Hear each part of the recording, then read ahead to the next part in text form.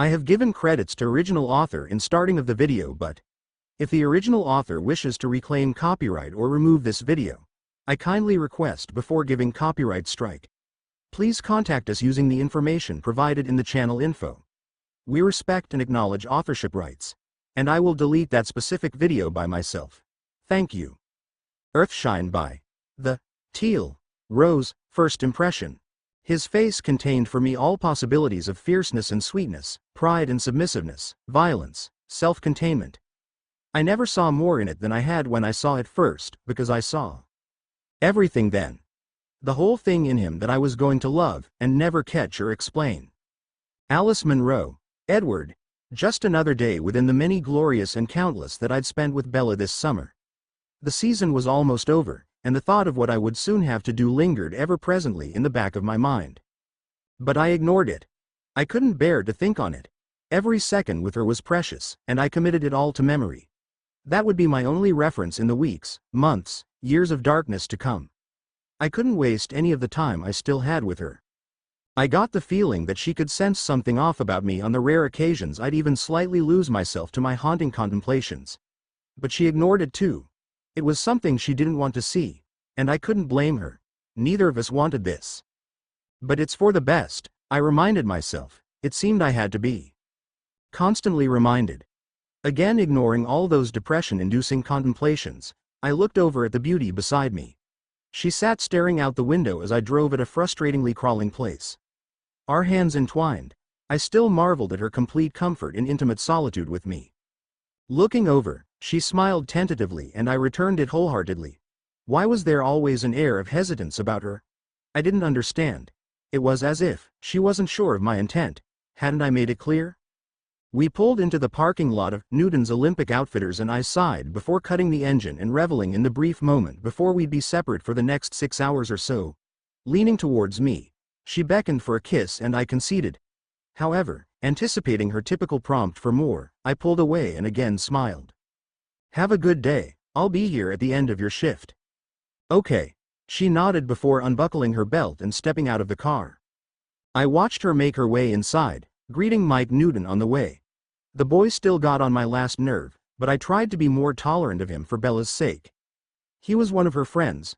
For some completely baffling reason. His thoughts, as always, were clear and annoying. She always looks so nice. Even in that baggy uniform. It's been great working with her. Withholding the urge to jump out of my car and deliver a well-earned punch to his face, I reversed instead and sped away from the parking lot, accelerating quickly.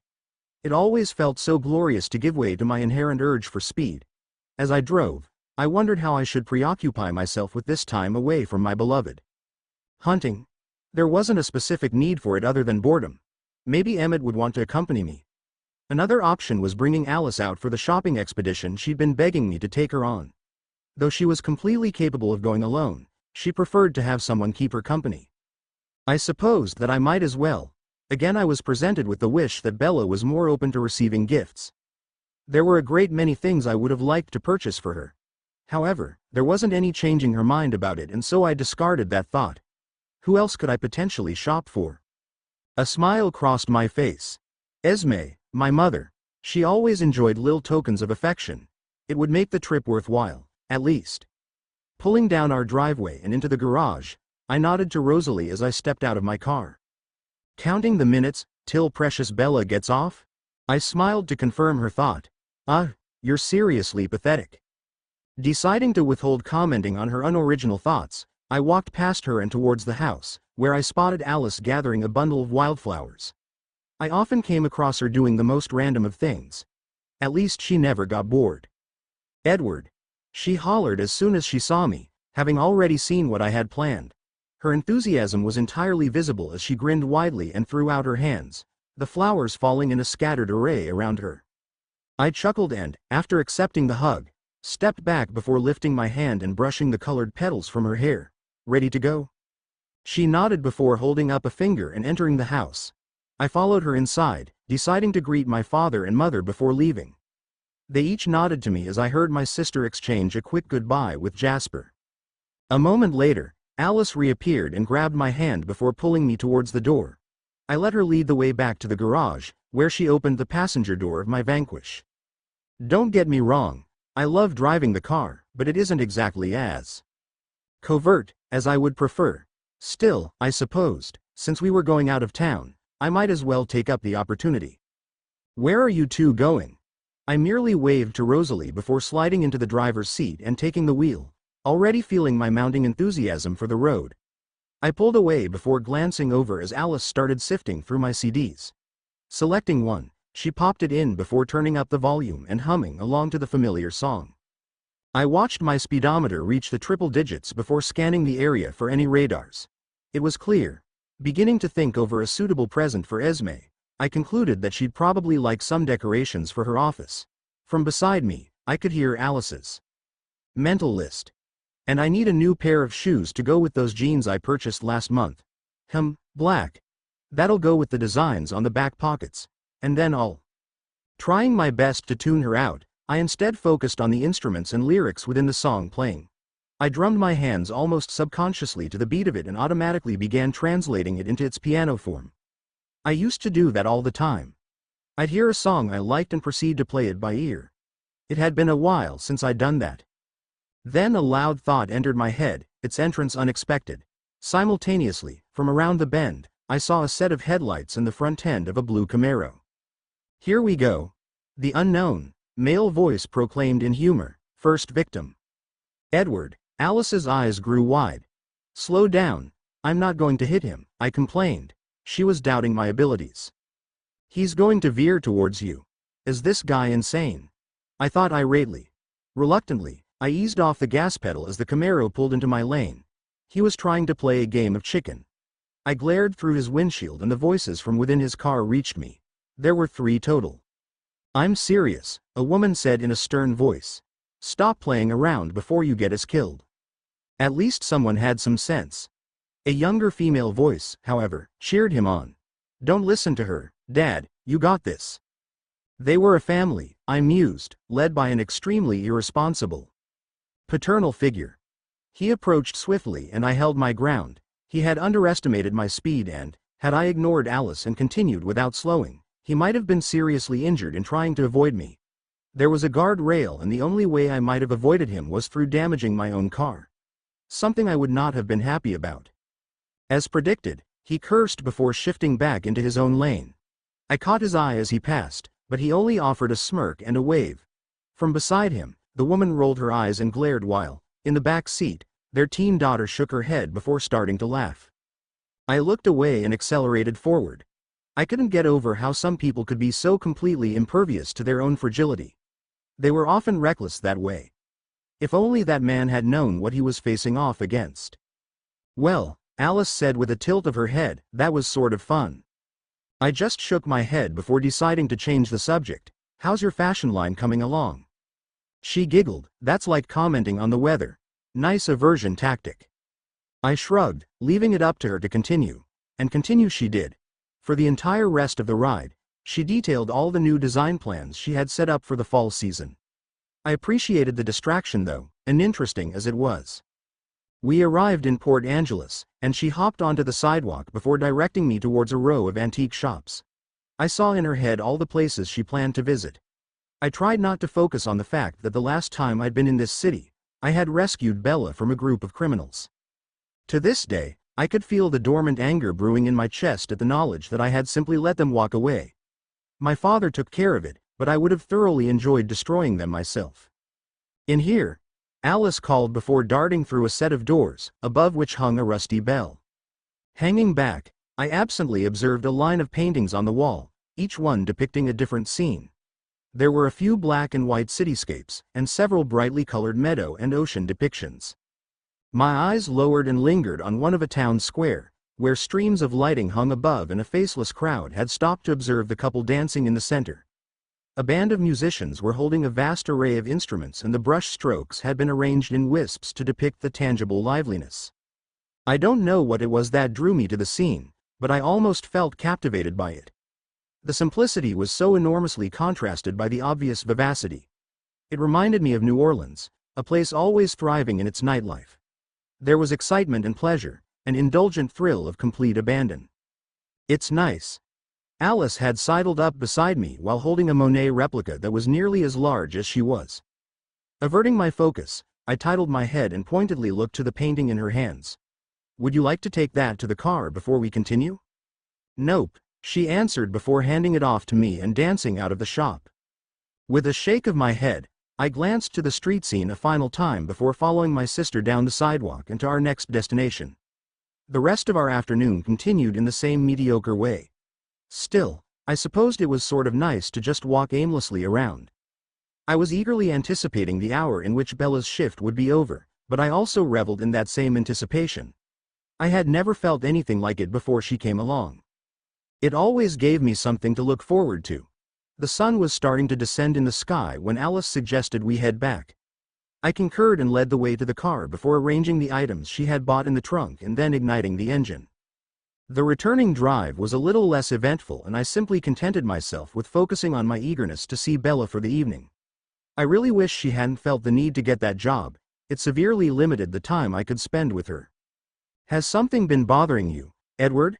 I looked to my sister before forcing a smile. "No, why?" She narrowed her eyes suspiciously, but I knew she couldn't possibly know what was circulating in my mind. I hadn't made any solid decisions yet. "You just seem a little down." "Not all the time, but sometimes. Mostly when I catch you staring off into space like that."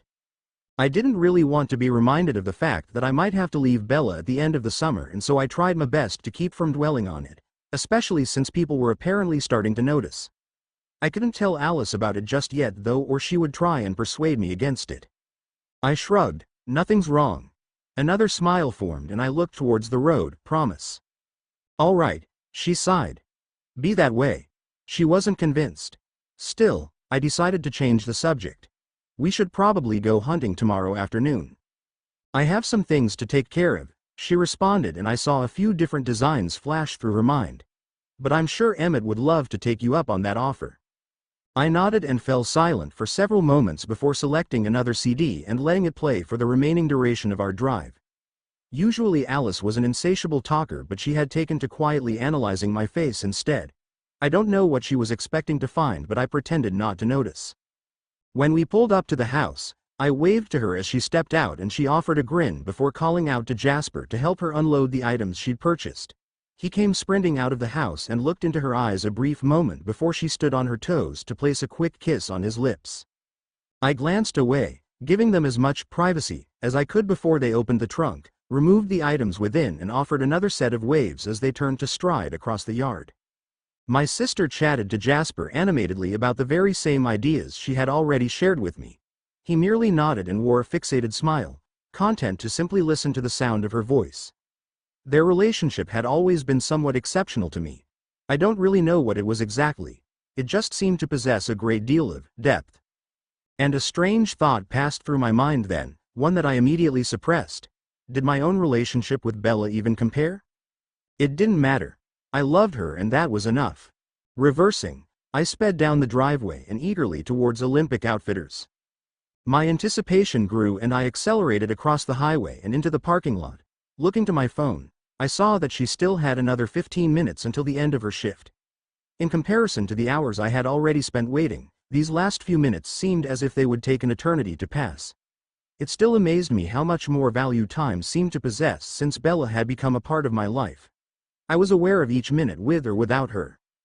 As my eyes absently scanned the parking lot and I drummed my fingers to the music on my stereo, I suddenly stopped as I spotted the car that was parked a few rows down. It was unmistakable and the license plate matched. How ironic, I mused humorlessly. It was a blue Camaro.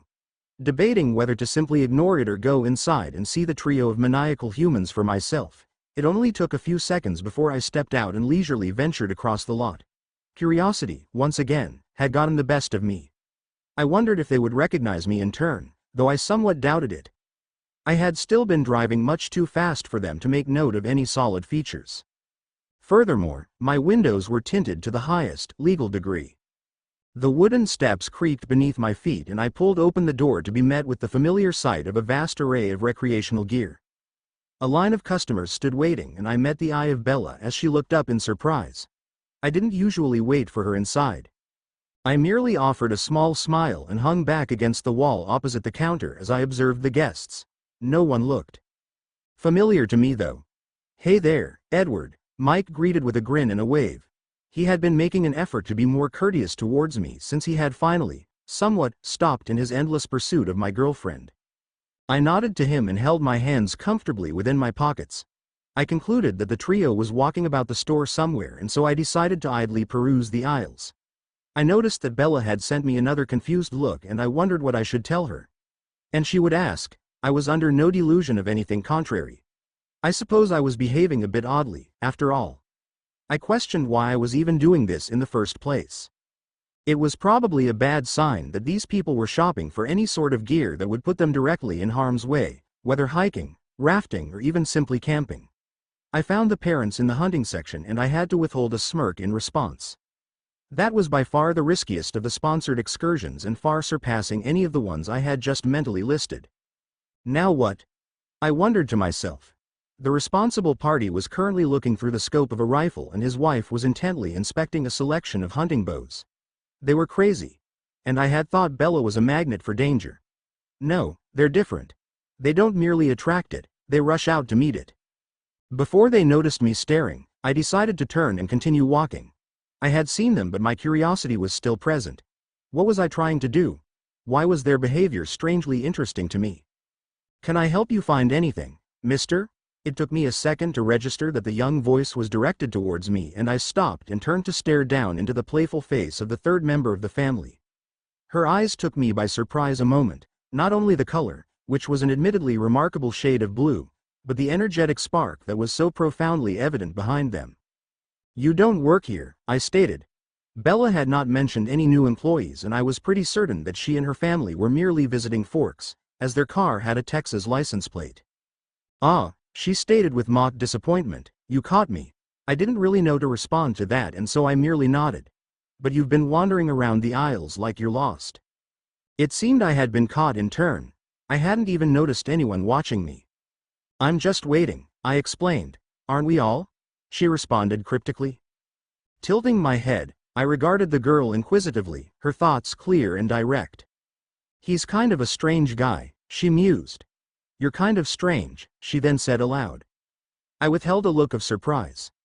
Not many people were so open about saying exactly what they were thinking, nonetheless so forward about saying such a thing to me. In fact, most were entirely deterred against even approaching.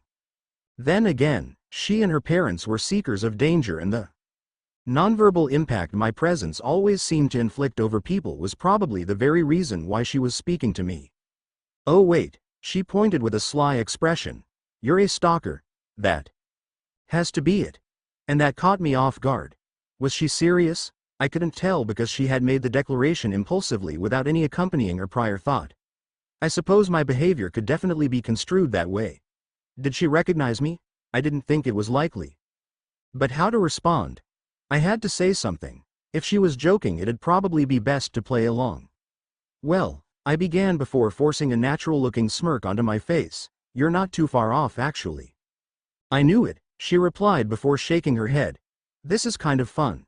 Wonder how long I can keep this up." I'll threaten him. Yeah, that'd be a good direction for this." So she was joking. That was a relief. It was a little humorous that she was actually going to try threatening me though. "Well, you better keep your distance," she warned, "or I'll shoot you in the foot." Of all the threats, I thought in a moment of disbelief. "What?" I asked dully. "You heard me," she reiterated. "I'll shoot you and then kick you down. You'll be off balance that way, you see." "Ah," I responded and exaggeratedly nodded. "Of course. That makes perfect sense." An image passed through her mind of exactly the scenario she was describing, and I withheld a smile in reaction to the knowledge that it definitely wouldn't transpire the same way in reality. The bullet would probably ricochet, and then she'd severely damage her own foot in the process. Well, actually, I'd have to avoid even allowing her to shoot me altogether, as I wouldn't be able to explain why it wouldn't work. Still, she was only making a threat, and so I supposed I didn't even need to worry about it all anyway. It was so surreal to me that this little girl was even threatening me to begin with. There was absolutely no trace of fear to speak of within her mind. "Yep," she replied before looking to her parents as they seemed to decide on a gun. "You'll meet the same fate as the bears we're fixing to hunt." "Bears, huh?" I asked as I also observed the pair. "This'll do nicely," her father remarked silently. "You're ridiculous," his wife complained to herself. "They're my favorite," she replied then and looked to me with a small grin. And she was entirely serious. I thought of Emmett then and found it strange that this human was as eager and selective about her game as a vampire. Then again, my brother had enjoyed hunting grizzly before his transformation as well. It had cost him his life. Would she eventually meet that same fate? It seemed so disturbingly likely. "Do you shoot bears in the foot before kicking them?" I jested. "Yeah," she said immediately, and I was surprised to find that it was true. An admittedly amusing vision passed through her mind in response. There was a certain pleasure she associated with the event. It was inexplicable. "Got it," I replied, a little unsure how to even proceed. It seemed she and her father both enjoyed, on top of actually hunting, merely messing around with the animals as well. Shooting and kicking them before running off, permitting the chase, and then having someone cover their escape before finally killing the animal. It was a dangerous activity. "You should try it sometime," she urged a little too eagerly. I delivered an incredulous look before shaking my head. "I appreciate the suggestion, but no, I prefer more conventional methods of hunting." "What does that mean?" she asked. "Exactly as I said," I replied smoothly, "conventional, traditional, if you prefer." "PSSH, that sounds so lame." I could say the same.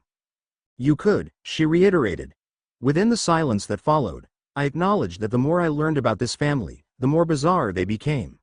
They didn't fit into the standards of society by any means. It was curious indeed. I wondered why they had driven all the way from Texas, though decided I could hardly voice that inquiry lest I grant credence to her accusation that I was truly a stalker. "Well, this conversation really died," she began thinking amidst the lull. "What else can I say? Ooh, right. His N. What's your name?" She interrupted her own thoughts. I felt compelled to chuckle in reaction to the processes in her head, but decided against it. After all, why would I find her question humorous? "Edward Cullen," I replied smoothly. "Nice to meet you, Eddie," the girl responded, surprising me with the instant nickname.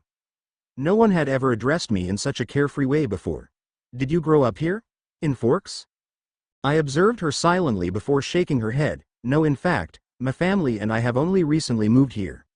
Then I realized that the girl had just created a perfect opening for me to voice my earlier inquiry. I smiled slightly. "What about you? Where are you from?" "There," I thought, "nothing suspicious about that." "Oh no, we're only visiting. Every summer me and my parents take a road trip to various locations on the West Coast to hunt," she grinned. "I'm from Texas." "They came all the way out here to hunt? Better game, I'm guessing." I titled my head. "Texas? What part?" "My stepbrother's from there. Houston."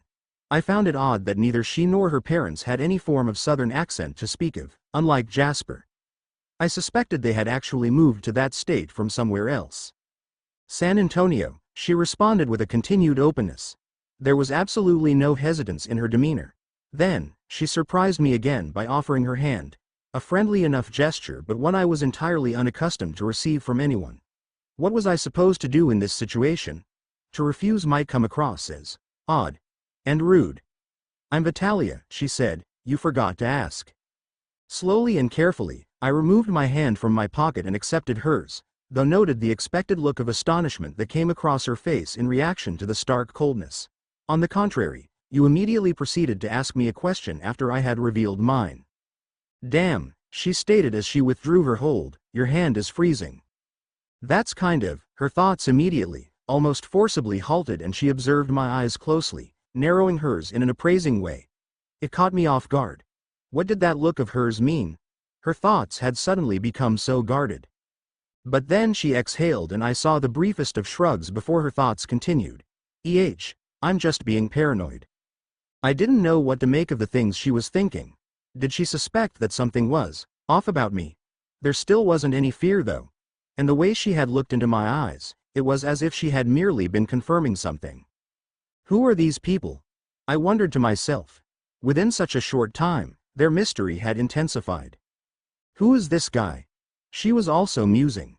He's really weird, but there's something else. I don't know what it is. What an interesting first impression. Well, it was nice to have met you as well, Vitalia, I said finally, ignoring her outburst. First impressions are always surprising, she stated aloud. I nodded, they certainly are. Another moment passed in which I appraised her more closely, that liveliness in her eyes more fully capturing my attention. I was reminded of that painting in the antique store, how tangible and riveting it was. She was an individual who thrived in all that life had to offer, it was so brazenly apparent. His eyes are so attentive, like they can see right through me, she was thinking in unison, observing me as I observed her. But I can see him too. He's a conflicted person. There's something dangerous about him. Yeah, but also not, like he's actually good. Kind of like Daddy in that way, I guess. Knowing him would be such an adventure, I can tell. She had lost me on that last part, but I found it almost amazing that she was able to see so much in me. It was a little unnerving. I even felt a little exposed.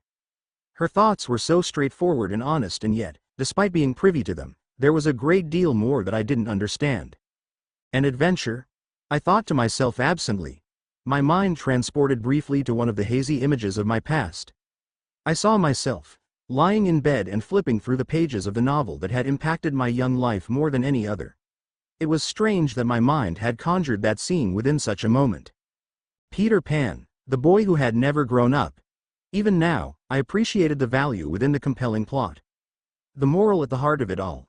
We're all supposed to move forward, we're supposed to grow into adults and live. We're also supposed to die. It's the way things should have always been. But this spirited little girl was entirely wrong. Knowing me wouldn't be an adventure at all. It'd be a tragedy. I was reminded of what I was going to have to do at the end of the summer. The goodbye I would have to say to Bella. My eyes lowered. He looked so sad all of a sudden. And they returned to hers in concealed astonishment. She was still observing me and offered a consolatory smile. Are you regretting your stalkerly ways? I couldn't contain the smile that was prompted in response. It was such an absurd thing to hear amidst my reverie. I suppose so. Where'd V go? I heard her mother silently wonder before I saw she and the girl's father round the corner and approach us. They both looked to me curiously, and I decided it was time to excuse myself. I nodded my head slightly to Vitalia, catching her gaze a final time, before turning and making my way to the front of the store, where I offered Bella a small, appeasing smile when she furrowed her brows. Exiting the establishment, I listened to the parting thoughts and comments of the strange, Texan family. Who was that? The man asked. Looked harmless enough. Did you know him, daughter? The mother asked, and I found it curious that she chose to refer to her in that way. Must have been some inside joke between them. He had such a nice face. No, I've never seen him before. Probably won't again either, the girl replied to them both. Which is too bad. I liked talking to him, it was fun. I shook my head as I climbed into my car and waited for the next few minutes to pass. They were so crazy. Nice, harmless, fun to talk to. They had no idea what they were talking about. And yet, that girl had seen right through me with those eyes of hers, which were so filled with something mine would never again possess. It had been such a weird sensation. To be continued. Cross paths A.N. Many thanks to all you who have been following, reviewing on this story so far. I'm glad to hear you're enjoying it and that you support this pairing. Winking face. I promise to try and update more frequently. I switch between a lot of different fanon modes. So, stick with me please and keep me inspired. Smiley face. Earthshine Chapter 2. Cross paths. If in the twilight of memory we should meet once more, we shall speak again together and you shall sing to me a deeper song. Khalil Gibran. Edward. With one glance out the window, I could see that it was going to be a dreary day. There was a dense layering of fog across the ground, and a certain chill to the summer air. It even looked like it would rain. I stepped away and slipped on a jacket, just in case my brother and I happened to run into any hunters on our outing who might find it odd that we hadn't chosen a more appropriate sort of attire. I looked to the mirror and sighed when I saw my darkened eyes. If I had it my way, I wouldn't be heading out on the expedition at all. I'd made a decision to try and spend as much time with Bella as possible before I'd be leaving her. I habitually cringed at the thought of that, and somewhat irately turned to head downstairs. I'd just returned to my family home after a night that didn't seem quite long enough at Bella's side. I'd spent almost every night with her over the summer, After 10 o'clock when Charlie would go to bed and until about 8 o'clock in the morning before you woke up. This morning I had been cheated of an entire 2 hours which could have been spent with my love to go satiate the incessant cravings of mine, and all for the sole purpose of preventing a slip-up in which I might potentially find myself draining her dry. It reminded me of the very reason why I had to be leaving her. We were not compatible. Predator and prey. An angel and a demon. I was in a very foul mood. "Hey, kid," Emmett said with a wide grin before clapping his hands together. "You ready to have some fun?" I awarded him an incredulous look. He was kidding, right? "Aw, missing Bella, eh?" I didn't bother responding. He already knew the answer to that. Leading the way out of the house and across the damp grass, I kept my sight straight ahead. The sooner we got this over with, the better. I reasoned that Bella would probably sleep for another 3 hours, and then she'd take another hour attending to the necessities. If all went according to plan, I would be back with her by the afternoon, so long as Emmett didn't draw out the excursion for too long. I didn't really have the patience for his playful antics at the moment. Keeping my eyes fixed on our destination, I hastened my pace, eager and anxious to expedite the time I would spend away. Bella wasn't scheduled for work, I considered sullenly, and so I would have been able to spend the entire day with her. Each moment apart was a moment I considered wasted. "Lighten up, will you?" I heard Emmett say from beside me. Again, I didn't respond. Why did he insist on having the same conversations? We entered the fringe of forestry, and I guided us ever deeper so as to avoid any human contact during our most vulnerable activity. Hunting. The absolute expression of our kind. Barbaric, graphic, and instinctual. It was our form of letting go. It was during such times that our control was not so in check as it otherwise would be. And, despite myself, as my innate nature's mind began to consider the prospective hunt, I felt a jolt of anticipation, which began to ease the anxiety I had been feeling at Bella's absence. Emmett chuckled. "That's more like it." "Shut up," I mumbled and rolled my eyes. "There's no need for rudeness," he jested. My mouth slightly lifted into a smirk. "Mountain lion, I'm guessing?" he asked. My smirk widened a bit in answer. "Well, I suppose I'll go with my usual two. I hope I find a nice, big grizzly around here. They're usually the most vicious. Hope you don't mind me taking a little extra time to scope one out?" And he must have expected an immediate protest at his last remark because, from the corner of my eye, I saw him tilt his head curiously. But, see, his little remark brought to mind that encounter I had the day before with that curious Texan family. The memory of my conversation with Vitalia intruded my thoughts, the amusement still very prominent, along with my complete and utter marveling at the absurdity of it. Those people were bound for disaster, and yet my encounter with them still strangely stuck with me. What was it about them that I couldn't seem to shake? The father was such a rash and impulsive individual, who wasn't exactly leading his family along the path of responsibility. By any means.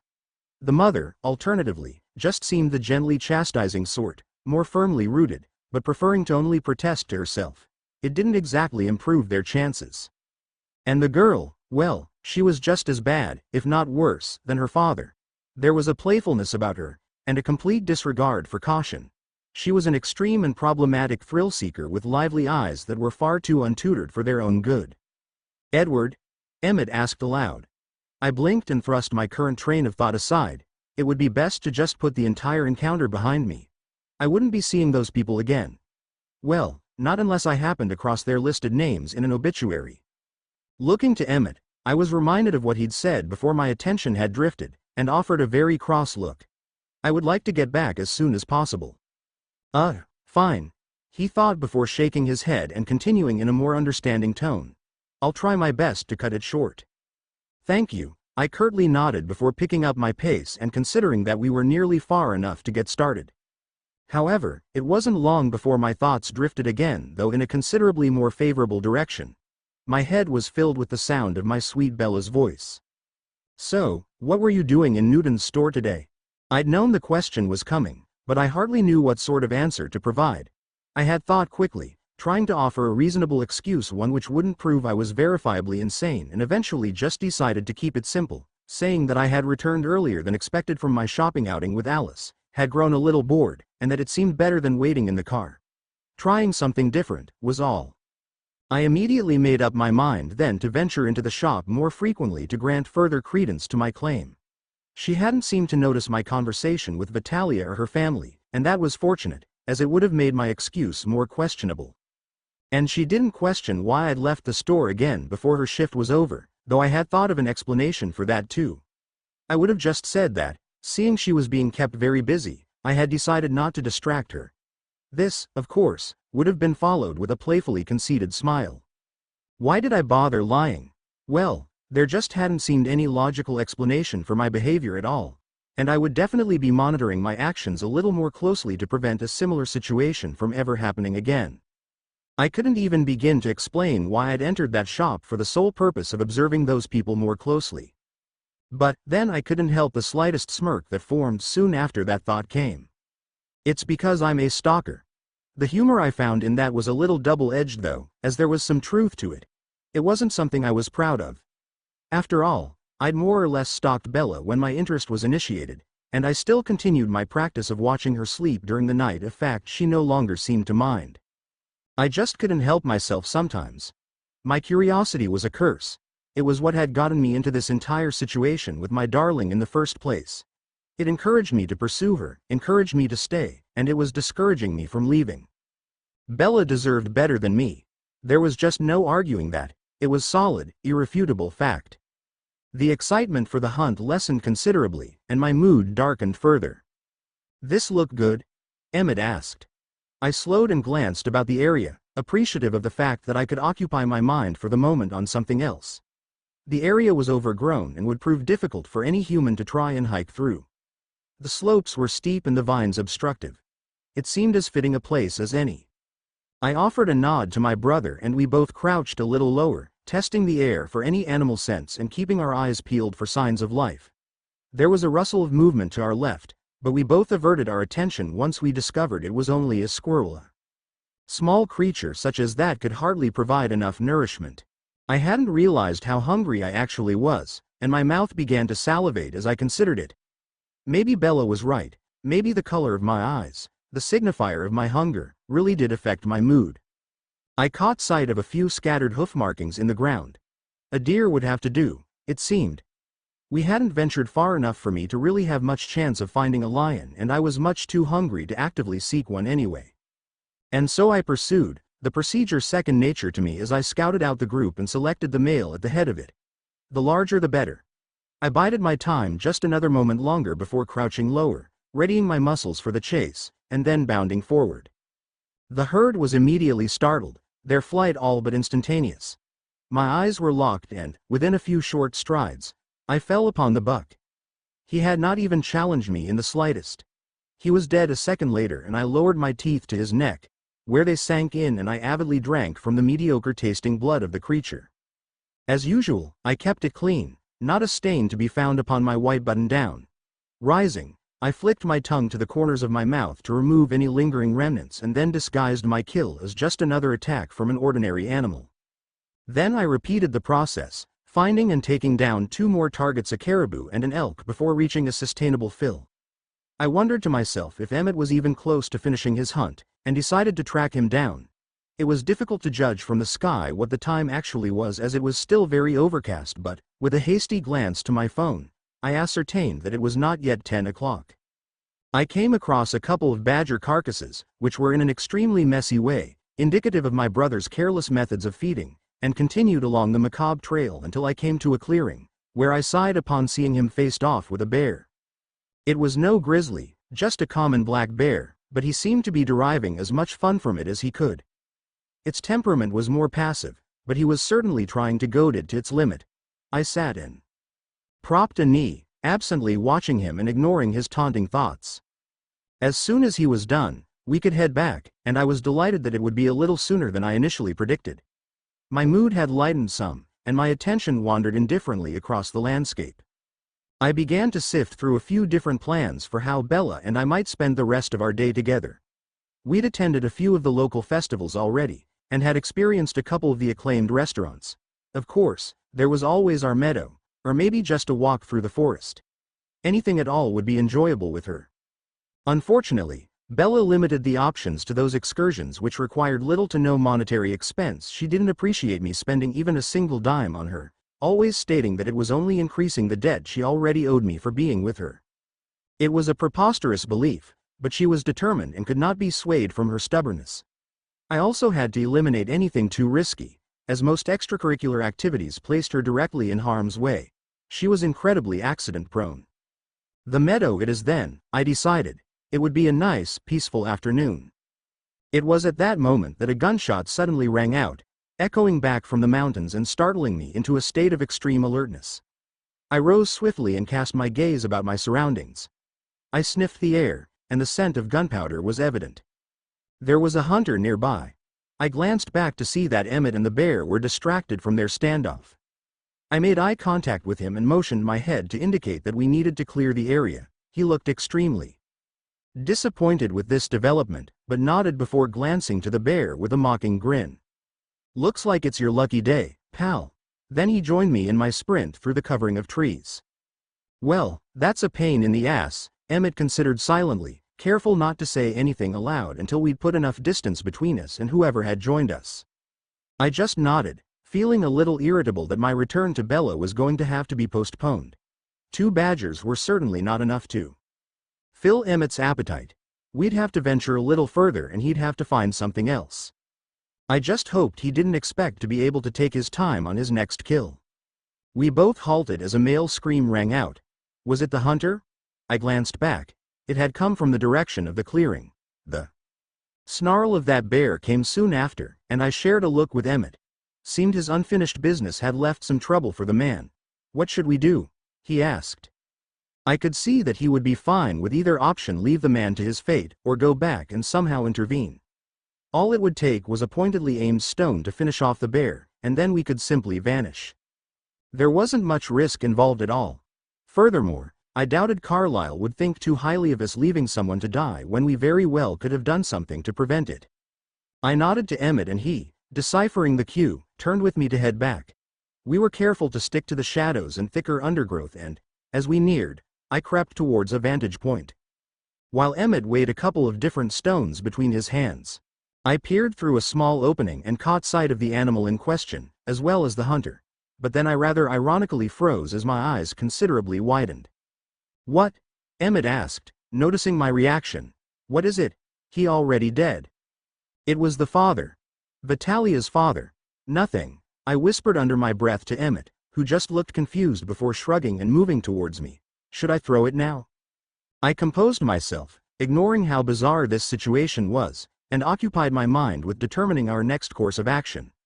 The problem was that the guy was dodging in and out of our line of fire. There was a chance we'd just end up killing him ourselves with the stone. He and the bear circled each other. The bear swiped a paw, the man ducked beneath it. "Woo." His thoughts came to me then. "This one's real agitated. Moron." He was enjoying this. Why was I even bothering? "We have to get closer," I muttered all but silently to my brother. "I don't know if that's a good idea, kid," Emmett replied. "Seems a little too chancy to me." The man aimed his rifle to fire and, for a moment I thought I'd be spared having to intervene at all, before the bear swiped again and knocked the weapon to the ground. I inwardly groaned. Great. The bear advanced and we were out of time.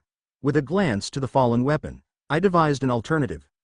I glanced to Emmett, indicating he should follow my lead, before taking off at a human-paced run and emerging from the fringe of trees. I made my way towards the gun, Emmett right behind me. Both the bear and the father turned at our approach, and I shared a glance with the man before reaching down, grasping the gun and swiftly aiming for the head of the bear, where I delivered a fatal shot.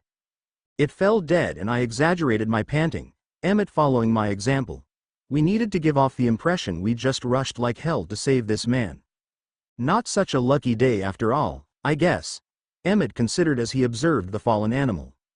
When the father had recovered, looking from me to the bear a couple of times, he tilted his head as his brows furrowed. "Looks familiar. Where have I seen him before? Oh, right, and what's his name? Edward. You," he pointed and smirked, meeting me halfway to take his weapon. "It's Eddie, right?"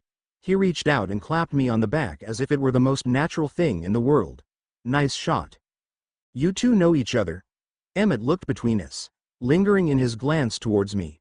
Eddie, whoever calls you that. What the hell's going on here? Is this what all that was about back there? I cleared my throat and motioned my hand towards the father. I ran into him at Newton's yesterday. He was purchasing this rifle. That's right, the man's smirk widened while he ran a hand along the length of said weapon. I'm sorry though, I don't think I ever got your name, I continued. Ah, V didn't tell you. He clicked his tongue. She must have inherited her poor manners from yours truly. He winked and then offered a hand in the same way she had the day before. It's Diego Santi. V? Emmett questioned. However, I simply awarded him a look that said I would explain later, before somewhat hesitantly placing my hand into Diego's and shaking it. He didn't react to the temperature though, as it was a frigid day and therefore understandable why I might feel cold to the touch. Santi, huh? It was a very Italian surname. Both he and his daughter had the appearance of having an Italian heritage too. And who's this? Diego asked, looking to Emmett. My brother, I explained politely. Emmett. Hey there, Emmett, Diego greeted cheerily, also offering a hand to him. Emmett grinned and took his grip firmly. What's up? I like a nice, strong handshake, Diego complimented before then placing his hand into his pocket and leisurely hoisting the gun over his right shoulder. So, what are you boys doing out here?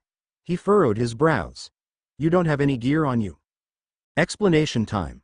I thought up a quick response, so entirely used to having to do this on a frequent basis. My brother and I prefer to tread the wilderness without any gear. I winked, more challenging that way, you know? Diego nodded approvingly, the reaction I had predicted. He smirked broadly, I like it. I answered his smirk, fortunately for you. We were right there in that forest when we heard you scream, came running as fast as we could. He waved that off, I had it under control. I appreciate the help, but this isn't anything out of the ordinary. I withheld a reaction to that. Right, I thought inwardly, of course. The man's life had been on the line, but what did that matter to an adrenaline junkie? You hunt bear often? Emmett asked him, looking impressed. Yep. Me and the fam make a sport out of it, Diego responded. I prefer to have my fun before finishing them off. I'm with you there, Emmett chuckled and lifted a hand for a high five. I rolled my eyes. Diego eagerly clapped his hand and then tilted his head again. Well, since you're all the way out here, want to come back to the campsite with me? I'm sure we've got some coffee heating over the fire. Keeps us going throughout the day. He looked pointedly to me and winked. I'm sure V'd love it if you said hello.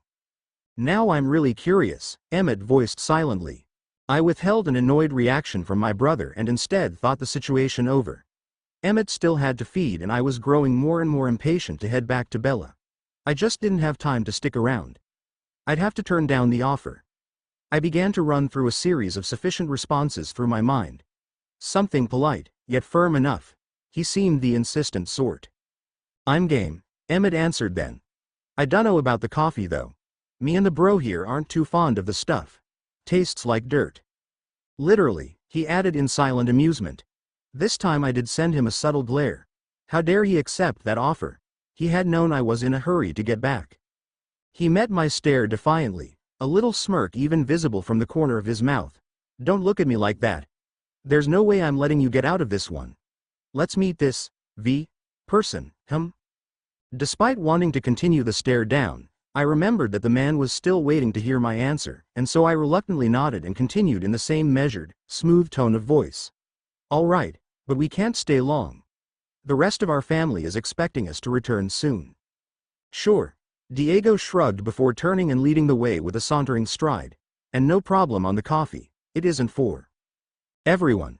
With the man's back turned, I scowled up at Emmett, but he only chuckled and gave me a firm punch in the shoulder. Well, looks like now I'll get to spend a little more time with you, at least try and enjoy yourself. You see Bella all the time. I mean, I understand and all, but still, I miss you. I sighed under my breath and closed my eyes, trying not to react to his ramblings. It wasn't as if I didn't miss him or the rest of my family in turn, but Bella had simply claimed the very center of my world. She was all that mattered to me now.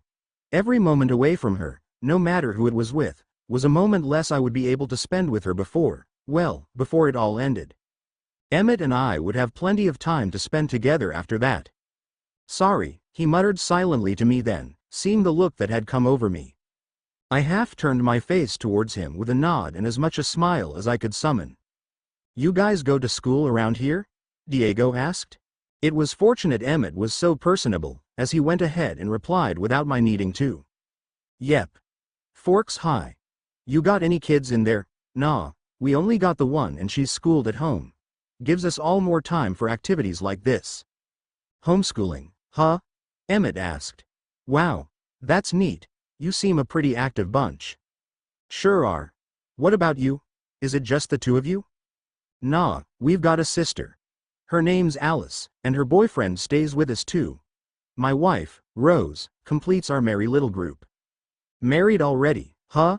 Diego glanced back, eyes widened a little. "And not even out of high school?" But then he faced forward and shrugged. Who am I to judge? Sometimes the right one just comes along as soon as that. My wife was still in high school when we got together."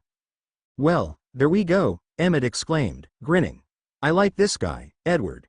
Real easygoing chap." "These boys are something else." Diego was simultaneously thinking to himself. "I could get used to hanging with them like this." I looked between them a moment, before averting my attention to the campsite that was now visible from over the incline. I spotted that blue Camaro and the billowing of smoke from the fire at the center. A pair of tents had been set up, and I could smell the fragrance of the coffee Diego had promised. I also caught sight of the two women who were sitting near the fire, Vitalia with a cup of said coffee in hand presumably while her mother was setting some more logs over the fire. They were animatedly talking, but I couldn't really discern what they were saying. After a few steps further though, their thoughts started trickling through. "That stubborn man. Where is he anyway?" the mother was wondering to herself. "Mom doesn't realize how alike she and Daddy really are," Vitalia mused. "Maybe that's why they disagree so emu. I love this song." She'd had just interrupted her own thoughts again. The sound of a song entered her mind and she mentally catalogued the lyrics. There was an earbud in one ear, while she listened to her mother speak through the other. "Brings me back to the playground days," she pondered, and, through her memories, I was presented with some vivid recollections of what was she referring to. I saw her running about a park with a lineup of stuffed animals before her. And, arms hoisting an imaginary gun, she proceeded to crouch down and hunt each one of them. "I used to have so much fun, I should do it again sometime. Oh my God, an eagle." Her thoughts had been interrupted, halted, and were averted as her attention lifted to the animal in the sky. I couldn't help but chuckle quietly in reaction to the return of that girl's very strange thought processes. Emmett glanced to me, undoubtedly surprised by my shift in expression, and I only looked to him as I composed my face. "What's so funny?" he asked. I just shrugged and faced forward, making sure to pay a mind to my reactions more carefully. It was kind of amusing seeing the confusion on my brother's face though. That had certainly been a perk, if nothing else. We suddenly heard a startled shout and watched as the mother jumped and pointed to a lizard on the ground. Apparently it had crawled across her leg. Diego chuckled as he observed the scene, hastening his pace to reach his wife before the excitement was over with. Then Vitalia's laugh rang out, the sound upbeat and filled with that same liveliness her eyes had. There was nothing but sheer delight to be found in that sound. It was carefree and high-spirited. I'd never really heard anything like it before, Alice's being the only one I could even compare it to. "That her?" Emmett asked. "The person?" I just nodded. "What's the story there?" he pressed. "You aren't really the sort that goes out of his way to make friends." Later, I mumbled. It would be improbable of me to offer him an explanation at the moment. We were now close enough for them to hear our approach and, when they both turned, the mother outstretched her arms and rushed towards her husband, hardly having taken notice of us, while Vitalia immediately grinned. "No way. It's the interesting guy again. And he brought a friend. This'll be fun." "Eddie." She hollered and placed a hand onto her hip. A smirk to mirror that of her father formed across her face, and she lifted a brow. "No way, dude." Emmett teased me. "You two timing on bells? I didn't even know you had it in you." I narrowed my eyes prominently. Why would he even joke about something like that? "Wow. Look, I know telling you to chill is a little pointless, but, hey, settle down. I didn't mean anything by it." I just looked away then, fully intending to ignore him. Vitalia stayed where she was, apparently just waiting for us to reach her, while her mother embraced Diego, who laughed and asked about the lizard.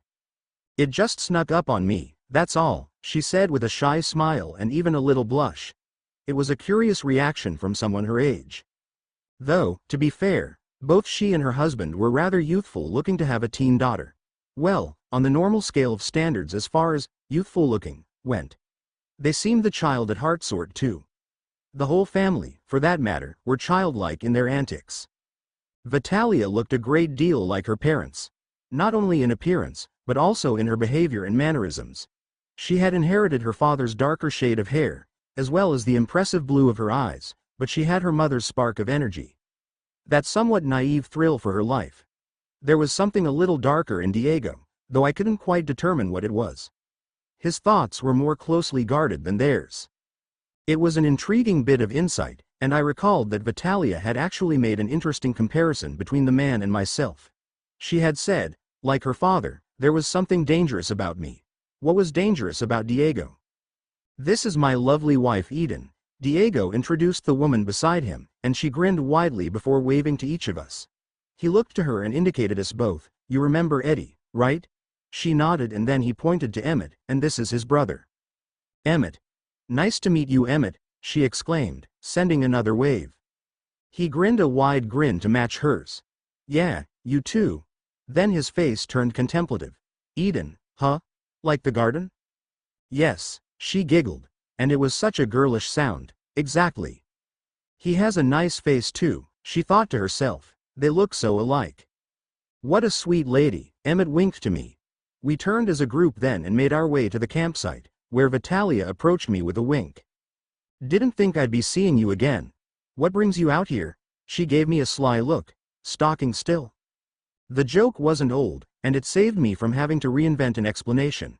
How convenient it was that she made her own conclusions about these things. Guilty, I smirked. "Ooh, she really does know you," Emmett thought to himself, before looking to her and feigning an appalled expression. "Has my brother been stalking you? That's a very bad habit of his." "Yes, it is." Vitalia nodded her assent, eyes serious. "He has a brother, huh? Cool. They definitely look related. And how nice. He's playing along. This is great." From beside us, Eden turned to her husband and asked how my brother and I really came to be here. He wrapped an arm about her shoulders and walked with her to the tent as he explained, though she didn't seem too pleased to hear of his close encounter with the bear. "I'm Emmett." My brother was introducing himself to Vitalia with a hand lifted over his chest. "Lovely to meet you, V." "You too, Emmy," she nodded, instantly coming up with a nickname for him too. It was obviously a regular thing for her to do. "And I can definitely see the resemblance between the two of you." "Yeah, you too." He pointed between her and toward where her father was re-emerging from the tent. "That's a pretty neat eye color you've got. Real striking." "Says you with the gold eyes," she exclaimed. "I've never even seen that before." Her gaze shifted once between me and Emmett. "Yep, the whole family has it," my brother offered. "Weird." "Yeah, guess it is. Some freckles, a little nose ring there, a funny personality, those eyes. She's cute, Edward." I tried not to glare, I really did, but I lowered my eyes to hide it when I couldn't manage to keep my gaze from narrowing. Emmett needed to stop. It wasn't something I was even willing to joke about. "How old are you, V?" Emmett continued. "I'll be 17 in October," she responded. "You?" 19. "He's friendly," she thought to herself. "They might look similar, but they're so different. Eddie's not really saying much, looks kinda down again. Should I say something to him? Maybe he feels left out." "How old are you, stalker?" I was hardly feeling left out, just a little annoyed with Emmett. Still, I looked up and responded, my voice betraying nothing. 17. "I'm catching up then," she winked.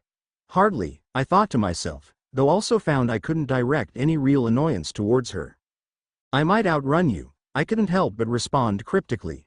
"I'm very fast." "Wow," Emmett replied. "Don't let too much slip there, show off." I just had to ignore him. That was all. "Oh, are you?" Vitalia answered me, tilting her head and smirking. "Sounds like a challenge to me. We should race." "I wouldn't bother if I were you." "Ah, I see. This is a way to get to him." He likes challenges, she observed, still somehow able to see me so unnervingly clearly. What a perceptive individual. Now, how to convince him? Aha! I have it, Alju. What? She asked me, and I found myself eager to hear what she had come up with. There really was no telling with her. After all, her threat had been to shoot me in the foot. You scared? Scared a girl will beat you? All right, yes. That worked. I felt a stirring within myself, that part of me which really did thrive on a good challenge. Scared? Me? Huh? Not bad, bear kicker, the smirk returned to my face. Not bad at all, Emmett grinned. Man, she has a way, doesn't she? And she kicks bears? Awesome. So, we're doing this then? She asked. Right now? She shrugged. Why not? I suppose there really wasn't any reason not to. I looked to Emmett, and then to her parents, who were both supportive of the idea. She isn't just messing around, her father voiced aloud. She outruns bears. That's the coolest thing I've ever heard, Emmett said, looking approvingly to V.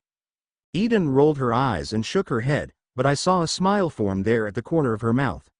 The poor woman. She was outnumbered by the unreasonables within her family. I'm not worried, I responded only before looking about for a good spot to hold our little challenge. You sure this is a good idea, kid? Emmett asked silently. Can you control yourself? I mean, I know how competitive you are. I just awarded him a look that said please.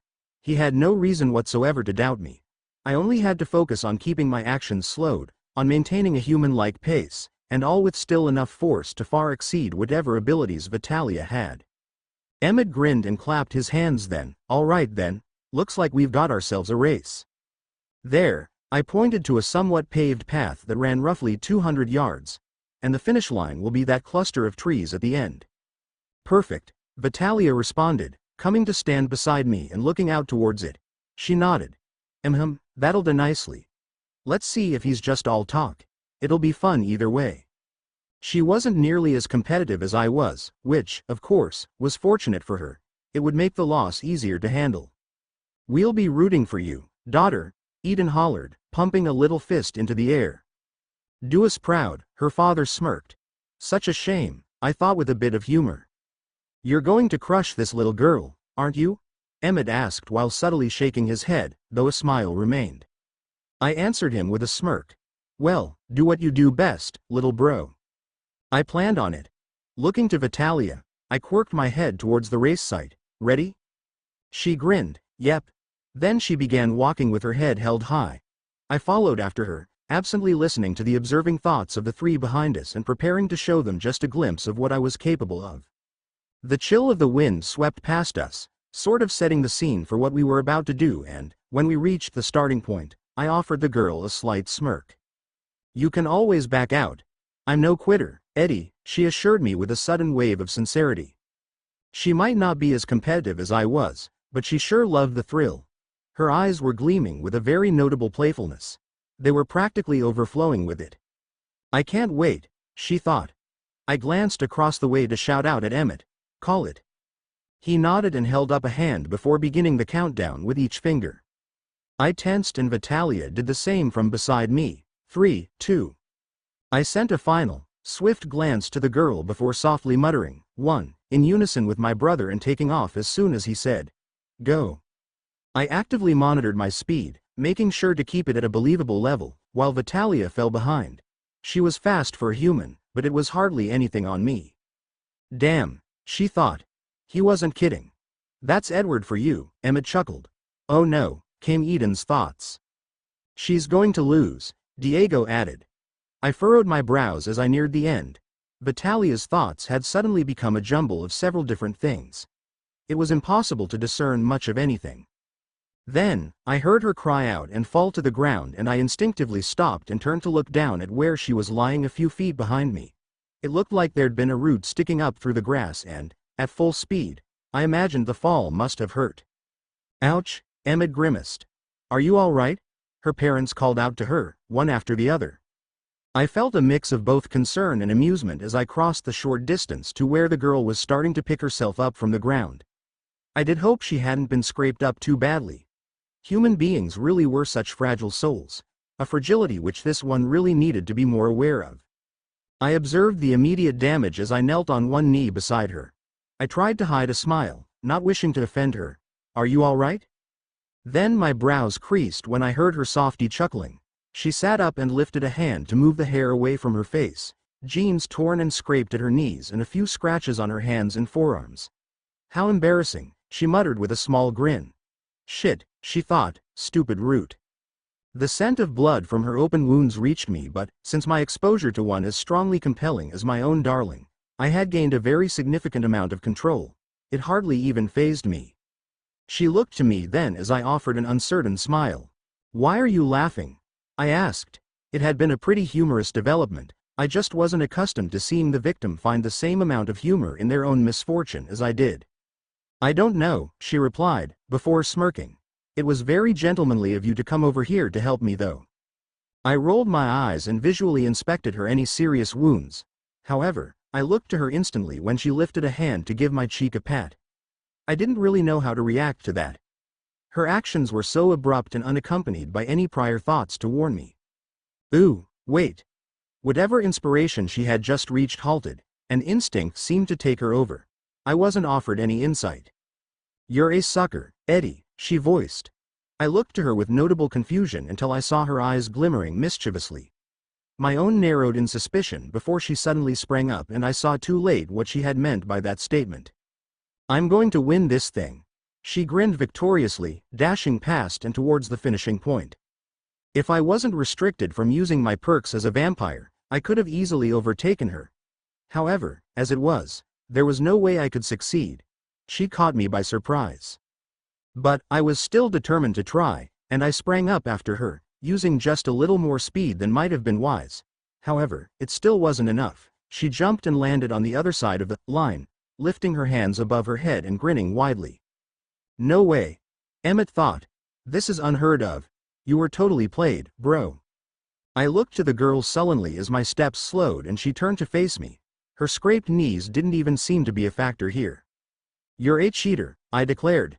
However, if I was being entirely fair, she had been far outmatched in the first place. And she hadn't planned the trip either, but had simply used it to her advantage when she'd recognized the opportunity. She was clever, and very resourceful. Her parents clapped and cheered, and Emmett joined in right along with them. He was enjoying the outcome far too much for his own good. I had to admit though, it had been impressive of the girl, even if it was a little humiliating to me. "I don't consider that cheating," she answered breathlessly and with a shake of her head. "There was no way I could beat you. You had an unfair advantage on me from the beginning." "Well," I countered. "I did try to warn you." "Yes, you did," she responded with a wink. "But, I think the word you're looking for is, tricked. I tricked you, Eddie." That wasn't of much comfort to me, but she was right. That was, essentially, what she had done. A human girl had outwitted a vampire. "Is he upset?" she wondered to herself as she took to observing me again. It was something I found myself wishing she wouldn't do so often. She was always far too accurate for comfort. Stepping towards me, she offered her hand again. "Don't be a sore loser, it was fun." I tilted my head, discerning nothing flaunting or boastful about her at all. There was only energy. That energy which was always seen present in her eyes. And they were so convincing. She was right. It had been fun. Lifting my hand and placing it within hers, we shook, and she didn't shrink away from the coldness of my skin. "Yeah," I responded with a nod, whatever demeaning feeling I derived from the loss curiously slipping away as I voiced that. She took her hand back and placed it into her jacket pocket, before turning and slowly making her way back to the campsite.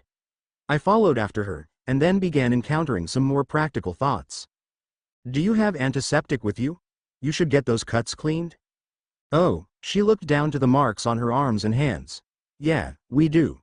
She shook her head, and I saw she was reminding herself of the fall. "I'm usually not that clumsy." Reaching up, she moved her hair away from her face. "The wind at our backs now." I smiled to myself a little, reminded of Bella. Well, I'm used to it. I deal with a particularly clumsy person on a daily basis.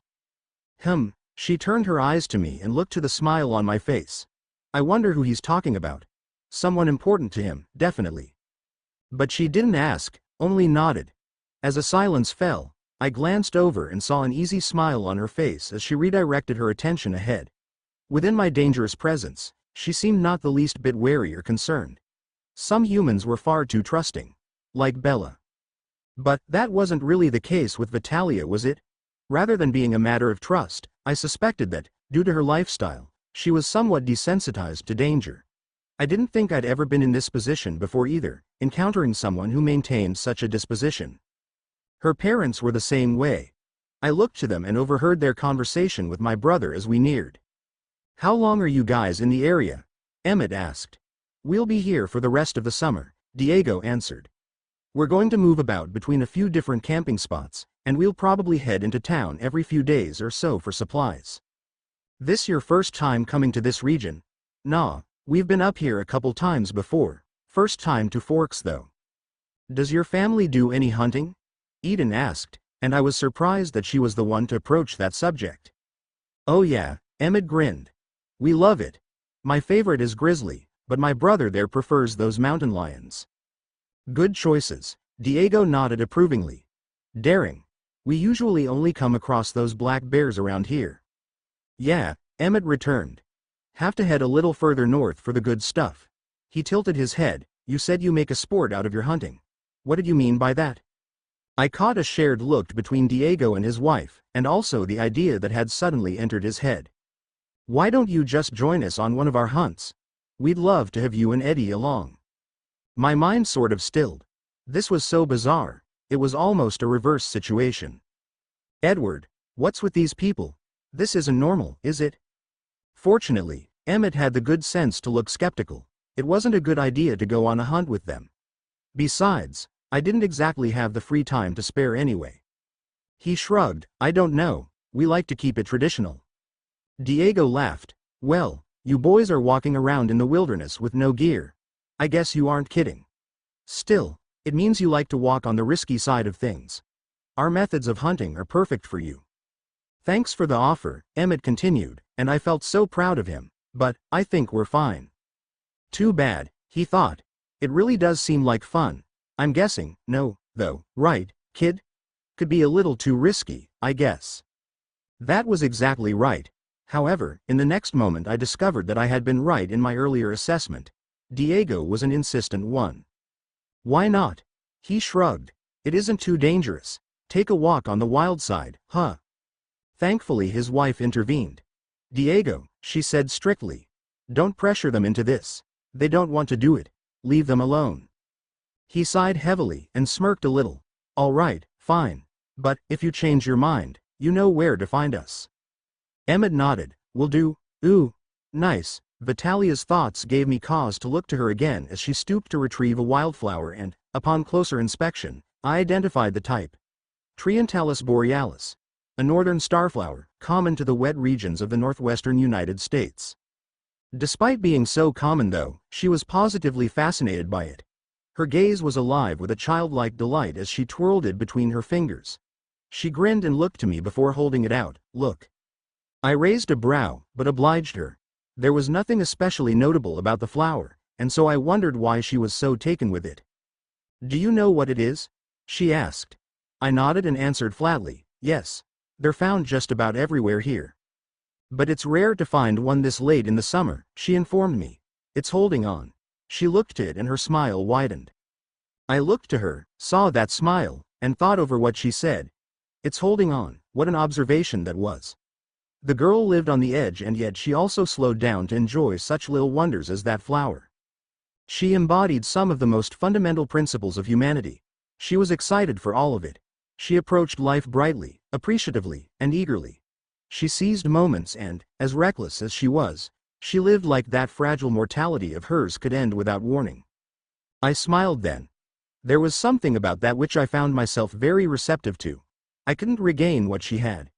It was untouchable by me or any of my kind. I again thought of that vibrant painting, how it had appealed to me, and I realized this wasn't any different. Her way of life appealed to me. Of course it did. It was like the heaven I couldn't enter, only marvel at. Wanting what could never be mine. Humans and vampires were so separated by more than physicality. I was a member of the living dead, frozen in time, while she, Bella, and all the others were on the plane of the living and touched by life in a way I was unable to be. Life was such a beautiful thing, and it was like the painting. I was trapped and doomed to observe, without ever really being part of it, while humanity thrived beyond the barrier. He's such a deep thinker, Vitalia mused as she let the flower fall to the earth. I show him one thing and he goes all silent. And the way he's smiling, there's a lot on this mind. There's something really complex about this guy. She looked to me, and I lowered my smile but didn't guard my gaze against her. She saw so much it didn't really matter whether I forced indifference or not. I think I'd like to get to know him better, she mused. At first, I was a little resistant to that idea. I didn't have time for anyone else. Not right now. Furthermore, I didn't need to connect with another human being. However, I couldn't help but feel intrigued to learn more about her, to spend a little more time observing this vibrant representation, this masterful painting. I wanted to get to know her too, but I was walking a dangerous line. It required further thought. I had Bella, and that was more than enough. I'd also be leaving, but Vitalia will be leaving at the end of the summer too. It will be expected. There won't be much of a risk of letting her down. We'll both just naturally go our separate ways.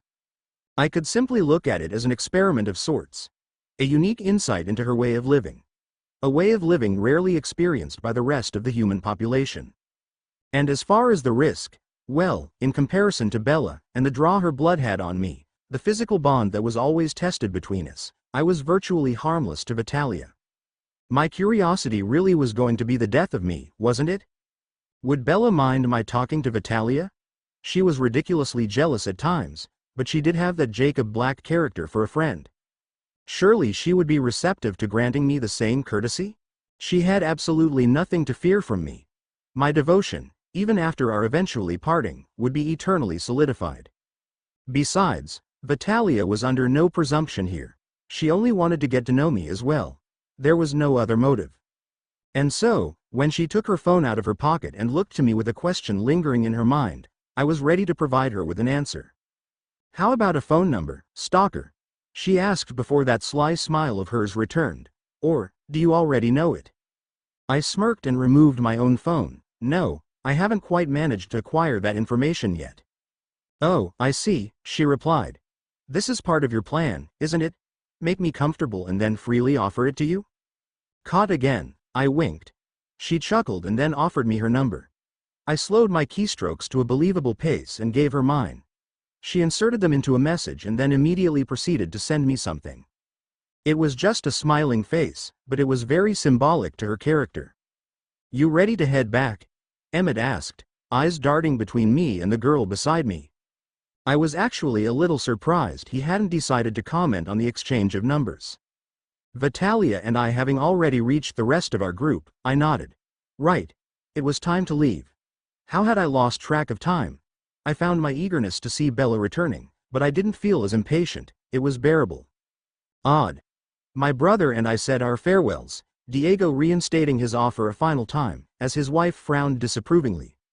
Vitalia grinned when we looked to her and waved, though I could see in her mind that she had considered going in for a hug from each of us before deciding against it. I think I was relieved with her choice, but I wasn't entirely sure. Me and Emmett turned to go and, once out of sight, picked up our pace and felt a nice surge from the release of our restriction to accommodating humans. I found it strange that Emmett's thoughts were so quiet, and I looked to him curiously. However, as soon as my attention was on him, he began using a similar method of distracting his mind as Alice often used when she was trying to avoid me hearing something. Why was he doing that? I decided not to bother discerning the reason at the moment though. It could wait until later. My thoughts turned to Vitalia and I smiled a little. I was excited to learn more about her, to observe more from her. She had been right, it was going to be a bit of an adventure. Just a short chapter to be added to the history of my long existence. It was so curiously uplifting to consider. Then, my eyes were directed upwards to the overhang of trees as the clouds parted for just a moment and the sun broke through. My prediction had been wrong. It seemed that it wasn't going to rain. The sunlight trickled down, touching my skin in sparse sections and pleasantly warming the cold surface. It was fortunate that Emmett and I had left the encampment when we did, and I decided to be a little more careful around those people if I was going to be continuing to see them in the future. After all, safe as the association with that girl seemed, there was always a risk. My primal nature was still that of a vampire, and the monster inside, though controlled, was always ravenous. To be continued. Unbalanced A.N. I am really excited that this story is getting so much attention. It helps keep me going winking face, so, thank you so all much for the favorites, follows and reviews. I really appreciate it, keep inspiring me. Oh, and happy Friday the 13th, everyone, stay safe out there smiley face. Earthshine Chapter 3. Unbalanced. You have to leave the city of your comfort and go into the wilderness of your intuition. What you'll discover will be wonderful. What you'll discover is yourself. Alan Alda, Edward. As I watched Bella drift off to sleep, her body held loosely in my arms, the blanket wrapped securely around her fragile body to protect her from the coldness of my skin, I smiled and contented myself with watching the subtle motions of her face. I had never been so thoroughly fascinated with anyone in the entirety of my existence. Each word and every movement was a sacred thing to behold, and I felt so unworthy to be the receptor of her attention. Not a day went by now that I didn't feel the guilt right along with the adoration I felt for her. The two walked along, side by side. I couldn't escape either one, which made my final decision so much more difficult. I was equally torn in each direction. On the one hand I, of course, wanted to remain beside her for the rest of her human days. I wanted to be there to experience everything with her. However, when I considered how selfish that was, and how remaining with her would deprive her of that human experience I so desired her to have, I felt myself pulled in the opposite direction. It was a very frustrating and endless tug of war. As if on cue, my mind began to consider other possibilities, reasons to disregard my impending decision to leave my beloved. The primary one being, it'd be more dangerous for her without me, right? I tried to console myself with that logic, but knew I was only making excuses. I was more dangerous to her than anything else she'd be exposed to, accident-prone though she was. I'd been over this with myself time and time again, and it always came back around to the same thing. I was a vampire. I was dangerous to her. There was just no arguing that. She deserved so much more than what I was capable of offering. If I had the ability to cry, even a slight tearing of my eyes, I'm sure I would have. Countless times. And now, as I watched Bella sleeping without a care in my arms, in the embrace of a predator, I felt the urge again. However, my immortal eyes would produce no reprieve for me. Bella mumbled and my gaze refocused on her as she snuggled closer inside. Her sigh was content and I felt a wave of disgust with myself as equivalent to the pleasure that sigh afforded me. Why could I not just pursue one decision or the other? I tried to quell my frustration. It was premature. I did not need to be focusing on any of it right now. I still had time to enjoy the company of the angel beside me. But, try as I might to avoid reflecting on the trials to come, they lingered relentlessly on the back of my mind. I could never just completely distract myself from them. My mind naturally took to considering so many things at a time on a daily basis, always full of thoughts, my own and those of others, and I was forced to divide my attention between individual concepts. Due to this, I supposed it was nearly impossible for me to ever really distract myself. There was nothing I didn't hate about my existence as a monster. A sudden light and vibration upon the nightstand prompted my eyes to lift, and I furrowed my brows. My family knew where I was and wouldn't bother trying to reach me unless there was some sort of emergency. Reluctantly I rose, making sure to keep my movements gentle so as not to wake my darling, and reached for the phone. I looked down to the screen, and my confusion was replaced with a look of surprise. Vitalia. I checked the time, saw it was midnight, and wondered why she was contacting me so late. It was a text message and I stared at the notification screen a long while in deliberation. I didn't really know why I was so hesitant. I was curious, of course, but I also wanted to disregard it until the morning so that I wouldn't miss out on a single moment with Bella. I looked to my beloved and smiled warmly as she breathed evenly.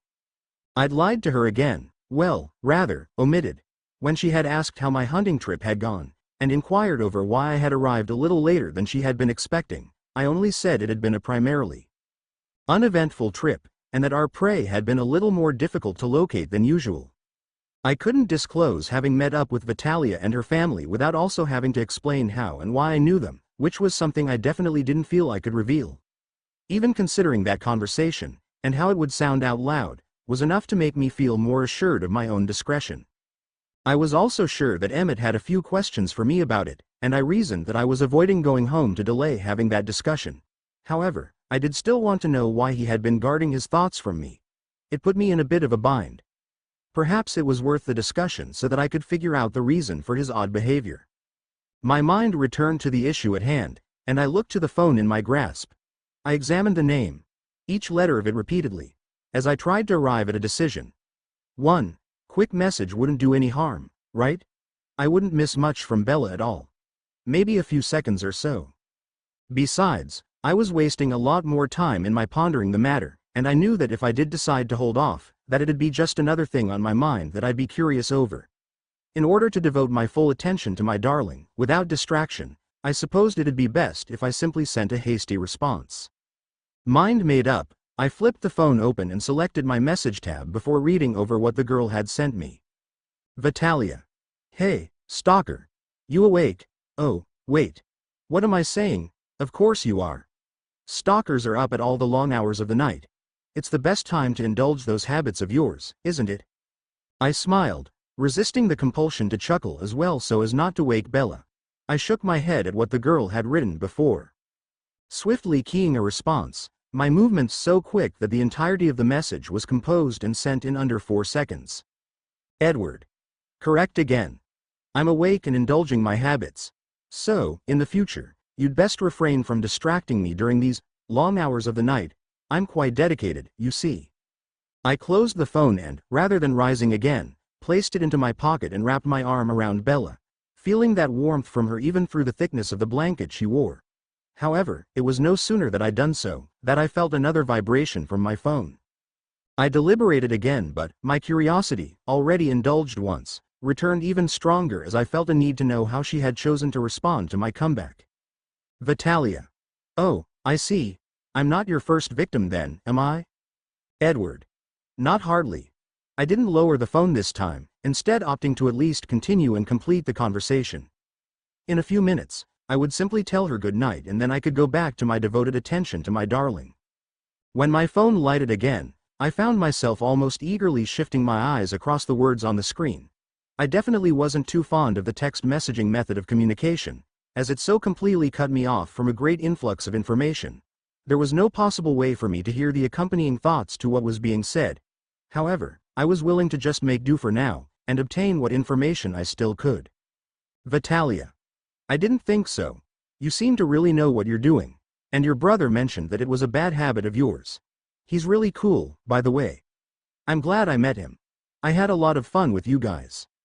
I found myself in the rare position of trying to figure out how to respond to that. It didn't surprise me that she would have fun with a pair of vampires, given our dangerous nature. However, what I was trying to sort out was whether I could respond in kind. Fun. Had I had fun? I remembered feeling very anxious to get the hunting trip over with so that I could return to Bella, and I also recalled feeling annoyed and frustrated when me and Emmett had to intervene for Diego with that bear. But then, somewhere along the way to their camp, after meeting Eden and seeing Vitalia, perhaps during the race, I had seemed to lose track of the time, my competitive side taking my focus as well as my ponderings over the girl herself and my debate concerning whether or not to allow myself to get to know her better. I'd enjoyed myself. Somehow, I had, and I didn't really know how to feel about that. It unbalanced me a little. I reread the text, the words warm and open, and my mind grew conflicted. Should I feel enjoyment with anyone aside from Bella? Should I have permitted myself to be distracted that way? I lifted my eyes to my love's sweet face, watching as her brow twitched and as her lips parted upon an exhale of breath. Another vibration demanded my returned attention to the mobile screen. Vitalia. You think too much. I realized that about you today. You're thinking right now, aren't you? I tilted my head, and an amused smile crossed my face. Even from a distance, she still somehow managed to read me. That was perhaps one of the strangest aspects to the entire situation. Her inadvertent ability to read me so accurately. What she said, though, succeeded in momentarily redirecting my attention to considering a response. Edward. Well, I suppose it's just another habit of mine. Emmett and I also enjoyed our time with you and your family. He is definitely an entertaining person to be around, and so I'm not surprised you took a liking to him. I kept it formal and focused on Emmett. It seemed the best way to answer. I sighed and lowered the phone, eyes instead drifting up towards the ceiling. Was it wrong to find enjoyment elsewhere? My mind stubbornly returned to that inquiry. I felt like it was. I felt like, somehow, I was being unfaithful to Bella. As if I was tarnishing what we shared. She was my sole source of joy. The very center and all that mattered in my universe. To share that part of me with someone else, that enjoyment of mine, would take away from, at least in part, what I should be giving entirely to Bella. Even now, I was choosing to continue texting Vitalia rather than hold and admire the beauty beside me. Another vibration had me lowering my eyes slowly and looking to my phone a bit reluctantly. I decided that I would end the conversation and think over this situation more thoroughly.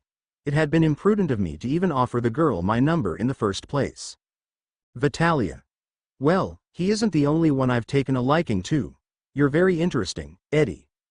The reason I wanted your number was so that I could learn more about you. I don't run into people like you every day. I already knew her reason from her thoughts, but hearing her actually say it only accentuated the openness I already knew to be a part of who she was. It was almost laughable what she said at the end though. I had no doubt that she hadn't met anyone else like me. Not many people encountered vampires on a day-to-day basis. Our two species just weren't meant to mingle. But, interesting? She thought me interesting. Nothing could really be further from the truth. I didn't know what she expected to learn from me, but it wouldn't be much. Her hope was a vain one. If I eliminated all things vampiric, I wouldn't be much of anything. All that would remain was that very small glimmer of my humanity which Bella managed to call forth. Even that was slight though, and so frequently silenced by my selfishness. And Vitalia had taken a liking to me. That was perhaps the worst of it. What she liked was that danger her subconscious undoubtedly detected, that part of her which sought and flourished on a good thrill. Edward. I imagine not. Still, don't expect to learn much from me. I'm not a very open individual, and those things I am willing to share wouldn't be of much interest to you. Anyway though, I'm going to bed. Good night. I dutifully keyed out a final response before closing my phone determinedly. I rose to set it back on the nightstand, then lowered myself beside my beloved and returned my arm to encircle her waist. I breathed her in, that glorious and delicious scent of her, while my eyes scanned and studied her face.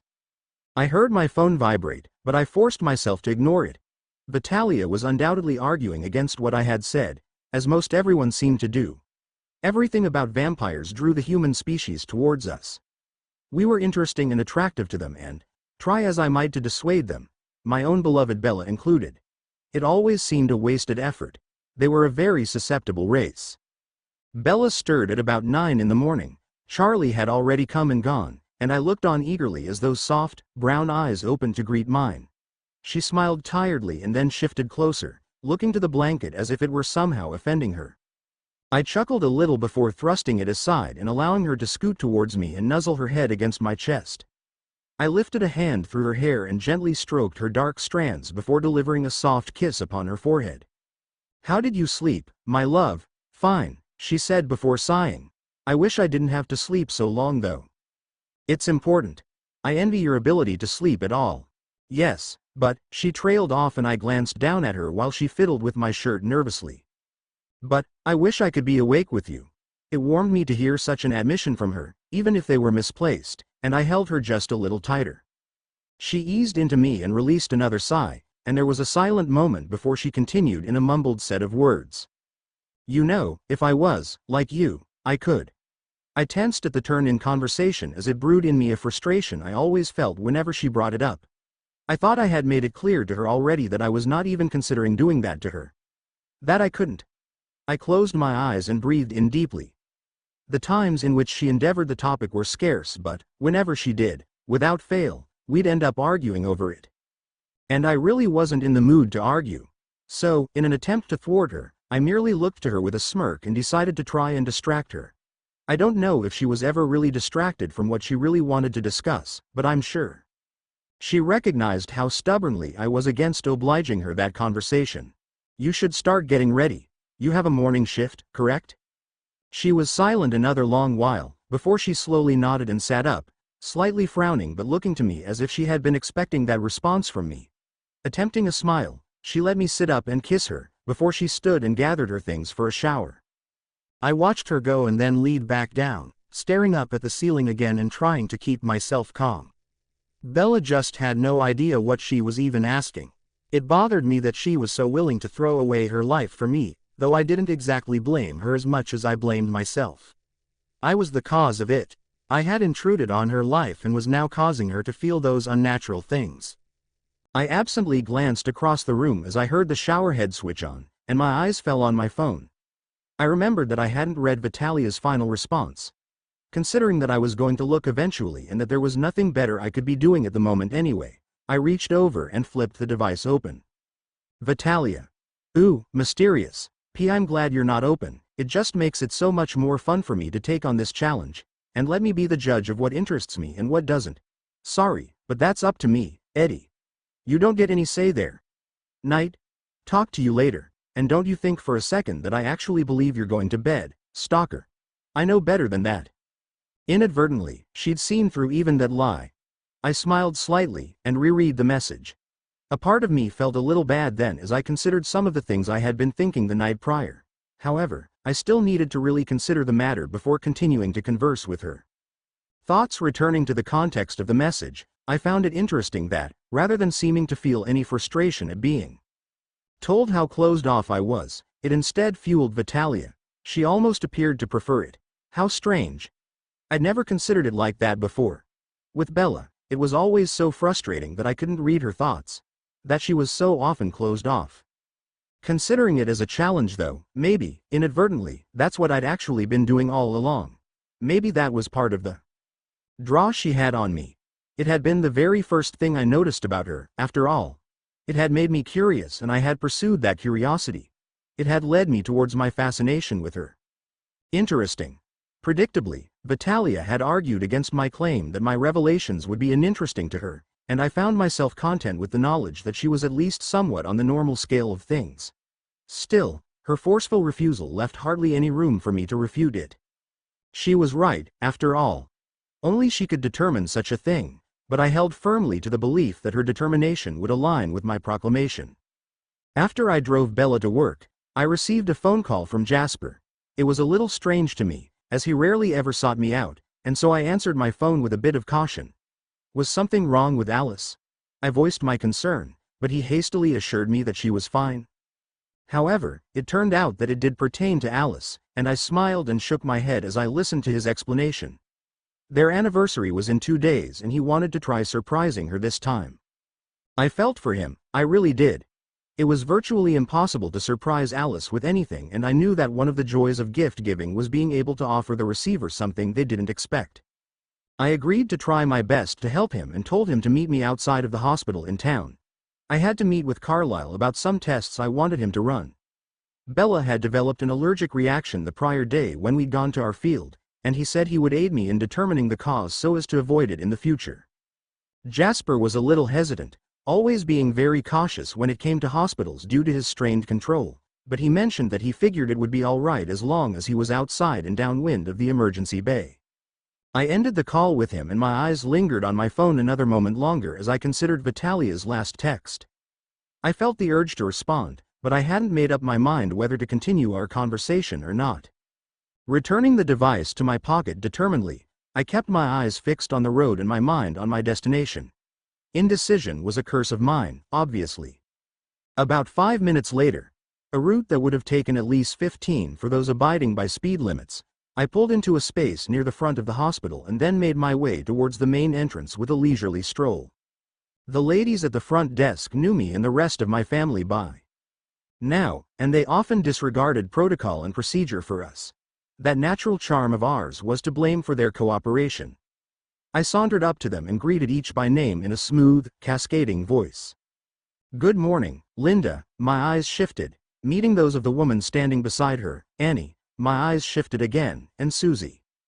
They smiled and greeted me in turn, their thoughts at once flustered. I withheld a smirk at their predictable reactions and continued. I'm here to meet with my father. Is it all right if I go back and see him? He's with a patient at the moment, Linda replied, as she was by far the most practical of the three. But it should be all right. He's just finishing up. He's in exam room 204. Thank you, I responded as she handed me a visitor's badge, my tone containing only utmost sincerity and appreciation. Then, I turned, felt their eyes on me, and made my way to the elevator. There was only an elderly man standing there beside me and, as the doors closed and we journeyed in a brief silence, I considered how if nature had been allowed to run its course, would look something like he did right now. It was how I was supposed to look. The doors opened and I stepped past him quietly. He was observing me with a look of confusion, and I wondered if he recognized the older spirit inside of me. Well, whatever spirit there was to find, at least. I ignored his stare and continued down the hall, redirecting my focus and trying not to hone in on any of the pained and anxious clutters of concerned thoughts around me. A heavy scent of chemicals and the dull metallic of old blood invaded my nose as I continued forward, my senses all a little hyperactive within the enclosed building. Hospitals were usually rather unpleasant to visit. I was sure Carlyle had to be at least partially immune to it by now. He'd spent almost all of his life practicing medicine. Before I reached the designated exam room, my phone vibrated and I paused to look down at the message. For a fleeting moment, I had thought maybe it was Vitalia, demanding I reply or accusing me of spending too much time thinking, but I saw Jasper's name. Jasper. All right. I'm outside whenever you're ready. Don't know if you can hear my mind or not, so, just in case, here you go. I could, if I concentrated on his mind through the hundreds thrumming around me, but I appreciated him making it easier for me. I keyed a quick response in affirmation, before placing the device back into my pocket and continuing forward. I frowned at my initial reaction though. Had I been hoping the text would be from her? Why did it even matter to me? Again, I felt a little disconcerted. I didn't know what to think or what the right thing to do was. I needed to focus my attention on Bella, and I just couldn't allow anyone else to distract me, even fractionally, from her, right? It was frustrating though because, try as I might to ignore it, I was still curious to learn more from Vitalia. The image of her with that flower in her hand, her eyes looking in wonder at that simple, ordinary thing, kept replaying in my thoughts. Why? That unnerved me most of all. She shouldn't be on my mind when it was far better occupied with thoughts of Bella. The constant back and forth was putting me into a very uptight sort of mood. I reached the exam room and tried to push aside my ponderings until later. Right now, I could focus on the tests that I needed Carlyle to run, and the expedition Jasper and I were about to endeavor. However, no sooner had I succeeded in partially distracting myself, than the thoughts of Carlyle and his patient invaded my mind. His patient, my eyes lifted to peer in through the horizontal window. It was Vitalia. What was she doing here? Yeah, that antiseptic kinda burns a little, she was thinking. This girl, Carlyle noted as he continued his application of the ointment onto her shoulder, where I saw a rather deep-looking gash. She looks a little beaten up.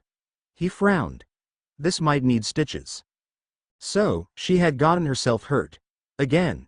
Of course she did. And now she was here and making things difficult for me.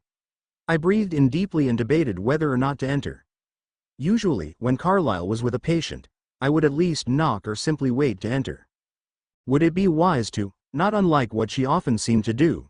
I cut off my train of thought and thrust the door open, a little annoyed with my own head for being so fickle. It was just back and forth all the time without reprieve. Perhaps entering had been a little, if not very, impulsive of me, but I didn't care.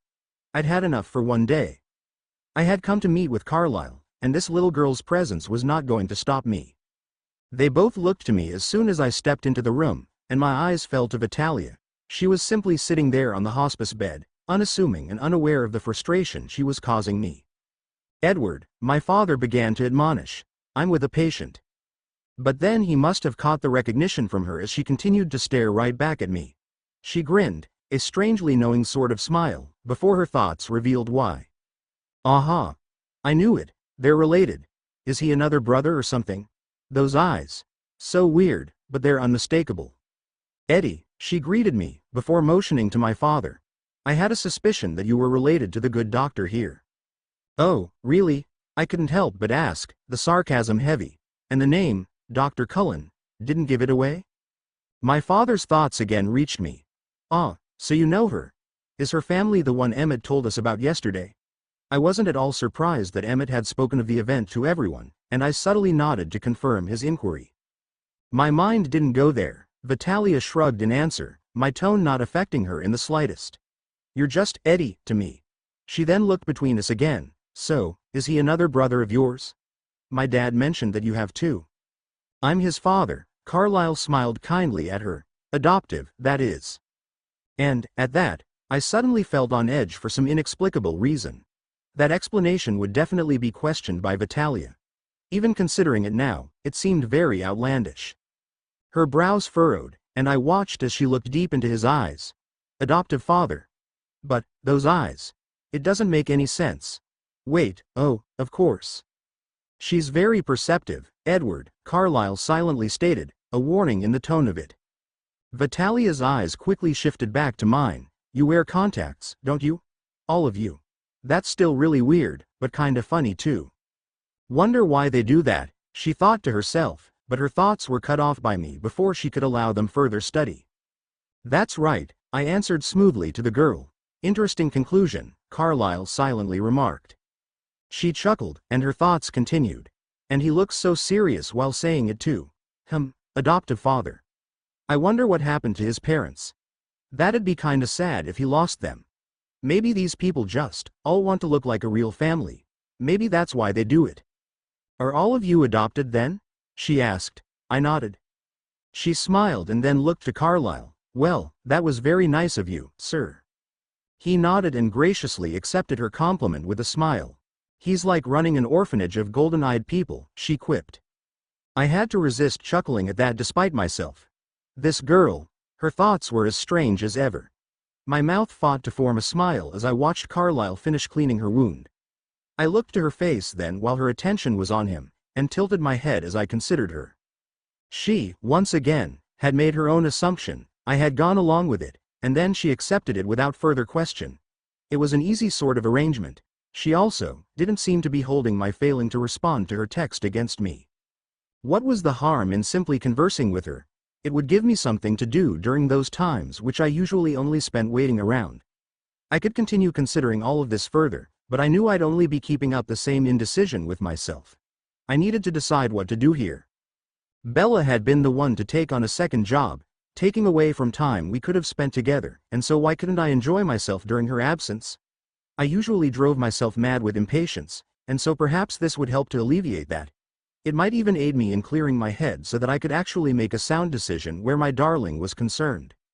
Convincing myself that this would eventually help Bella aided me in being more accepting of the idea of speaking with Vitalia.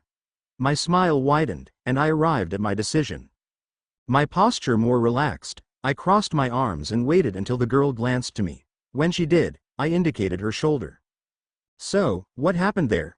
I teased. Did the bear fight back? I could feel my father's eyes on me as my tone and expression shifted. His thoughts were somewhat confused and a little surprised. However, he didn't stare for long, and dutifully returned to his work. I suppose I couldn't really blame him for the reaction, as I had never been a very social sort of person. The first individual outside of our family that I had bonded with outside of my family was Bella. He wasn't the only one wondering why Vitalia was an exception to that. The girl grinned widely at me. He seemed a little tense coming in here. Has a lot on his mind, I guess. Like always. Still, he looks a little better now. That's good. I was hoping what I said last night didn't offend him or anything. My smile softened at that, and I again felt a bit of remorse at having abruptly ended our conversation. Of course she'd wondered that. It was definitely a logical explanation for my behavior. But she still didn't mention it aloud, and instead responded with a wink.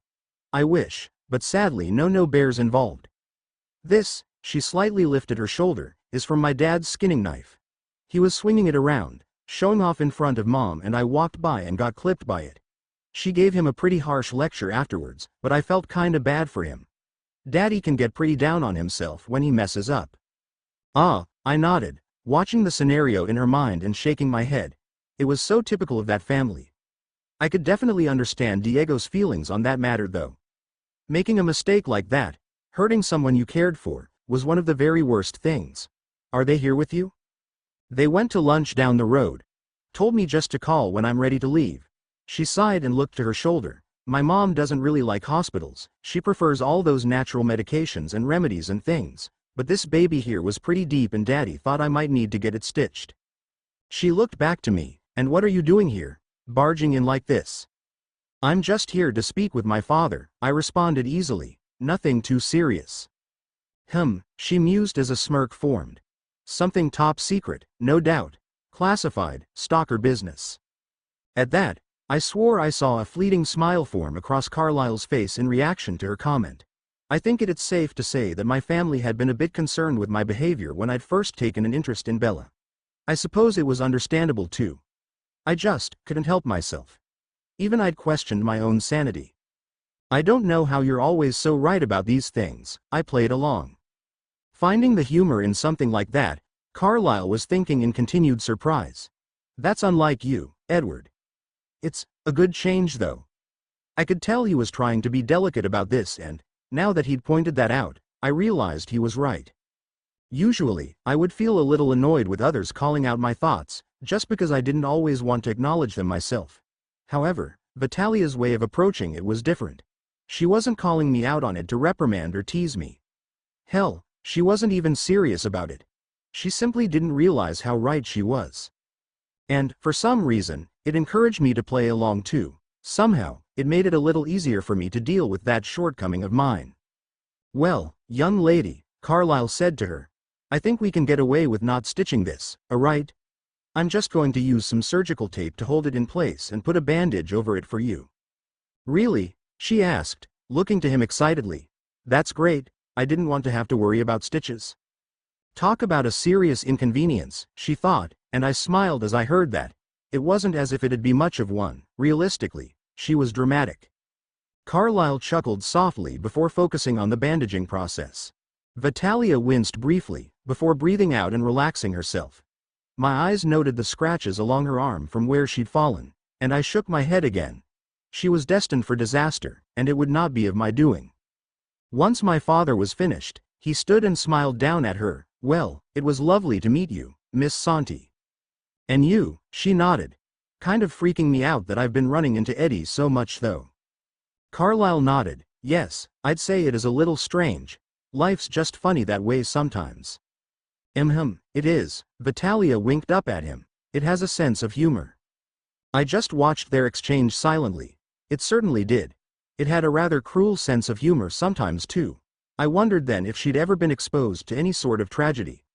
Her approach to life was so positive that it didn't seem at all tarnished by misfortune. This was what I wanted for Bella. This was what she deserved. To live a normal life, like this girl, to enjoy every stage of it. I was the only one holding her back from that. Well, you're free to go, Carlyle said to Vitalia before motioning to the door. Will you be paying up front or do we need to send an invoice somewhere? My parents will probably just pay for it when they get here, she answered. I'll wait outside and have a smoke or something. Oh dear, Carlyle thought at that. It was his usual reaction to hearing that his patients smoked, especially teens. Which, for that matter, Vitalia was not even 18. I wondered if maybe her parents had bought a pack of cigarettes for her. No, correction, her father. Her mother was far more sensible. Smoking though, it was extremely harmful to the health of human beings. It didn't exactly surprise me that she had formed such a hazardous habit though. Oops, Vitalia's eyes widened a little at seeing Carlyle's reaction. I'm underage, probably shouldn't have said that. And he's a doctor too. Damn. I see, my father replied, smiling to her. That works then. I'll just notify the nurse in reception then. Cool, Vitalia nodded, relieved, before gathering her things, and then hopping off the bed. She smiled to Carlyle a final time before approaching me and lifting a finger to give the side of my head a little flick. I stiffened, not having expected the contact, and she winked. Stop thinking so much, she said. It's taking you an awfully long time to respond to my text. I smiled widely at her. So, she just couldn't help bringing it up, after all. However, being who she was, she had approached it in a jesting manner. I'll work on that, I responded, before looking to her with a forced expression of sincerity, for I already knew that the words I would next speak would go unheeded. And you stay out of trouble. Ha! She laughed. Right. Me? I prefer to stay in trouble, Eddie. I love it. And her eyes were gleaming as she voiced that. Even the very thought gave her a thrill. The girl was beyond ridiculous. However, it made me so curious. Curious to explore and study that mindset of hers. I didn't really understand why I was so drawn to it. In the back of my mind, I noticed that Carlyle was busying his mind with an inventory of his supplies. Was he also distracting his thoughts as Emmett had done? Did I even want to know what they were thinking? I suppose you're a lost cause then, I replied to Vitalia, that liveliness in her eyes again capturing my attention. It was a remarkable thing. Pretty much, she said before lifting her hand in a half wave. I'll see you later. Goodbye, I said with a nod. Bye, Doc, she hollered to my father, and he bid her a parting word in turn. Then, she turned and left, her parting thoughts mostly centered on amusing self-anecdotes. Edward, Carlyle called out to me, eyes watching me closely. I wondered why he was looking at me that way, but he offered me nothing, only held out a hand for the vial I held. A vial of blood that I had asked Bella to procure for me. It was sealed tight so as to aid me in resisting it. I blinked and looked down at it, having briefly forgotten. I handed it to him with a slight frown. Why had I forgotten that, and why did it not bother me as much as it should? My father eyed me another moment before turning to prepare the testing slides. I looked away into the wall across from me. It was silent, save for the steady hum of inner voices throughout the hospital, until I heard my name, and I honed in on whichever mind it had been voiced from.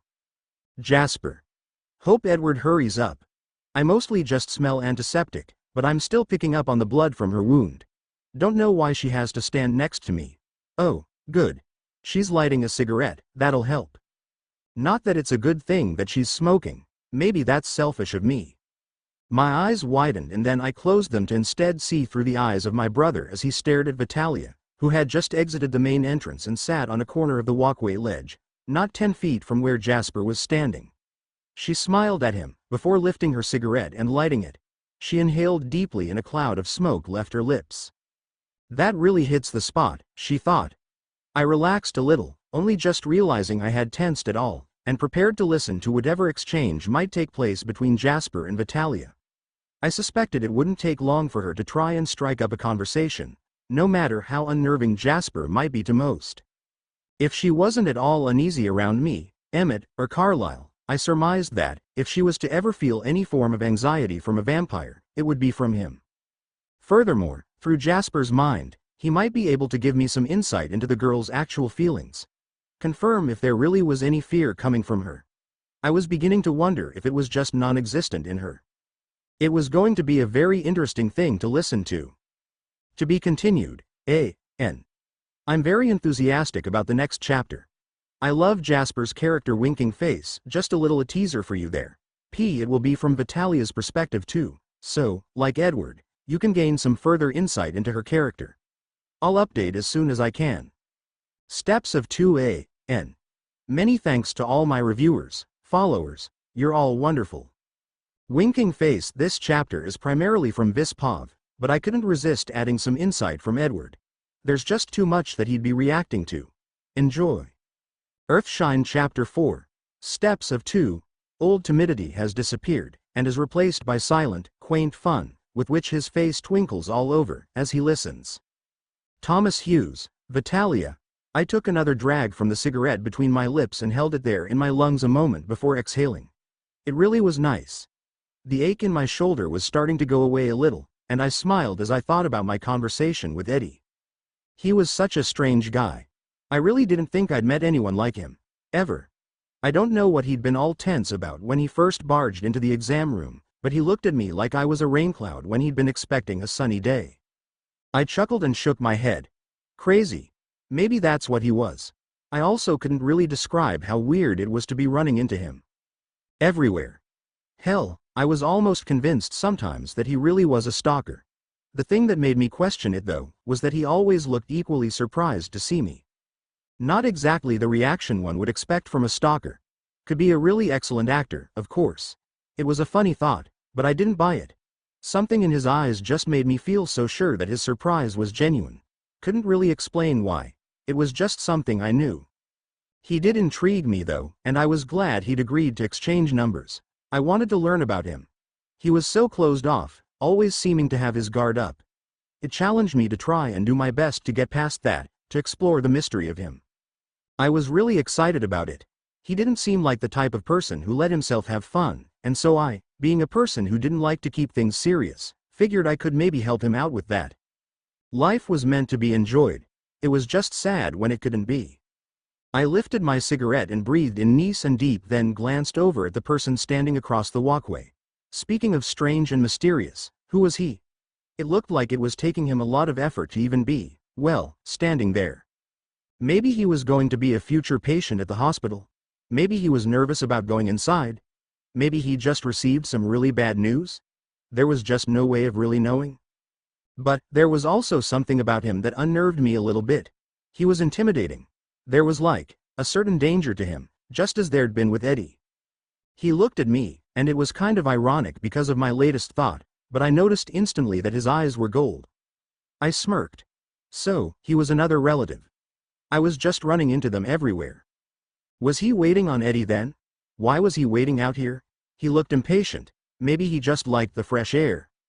I looked away and flicked the tip of my cigarette.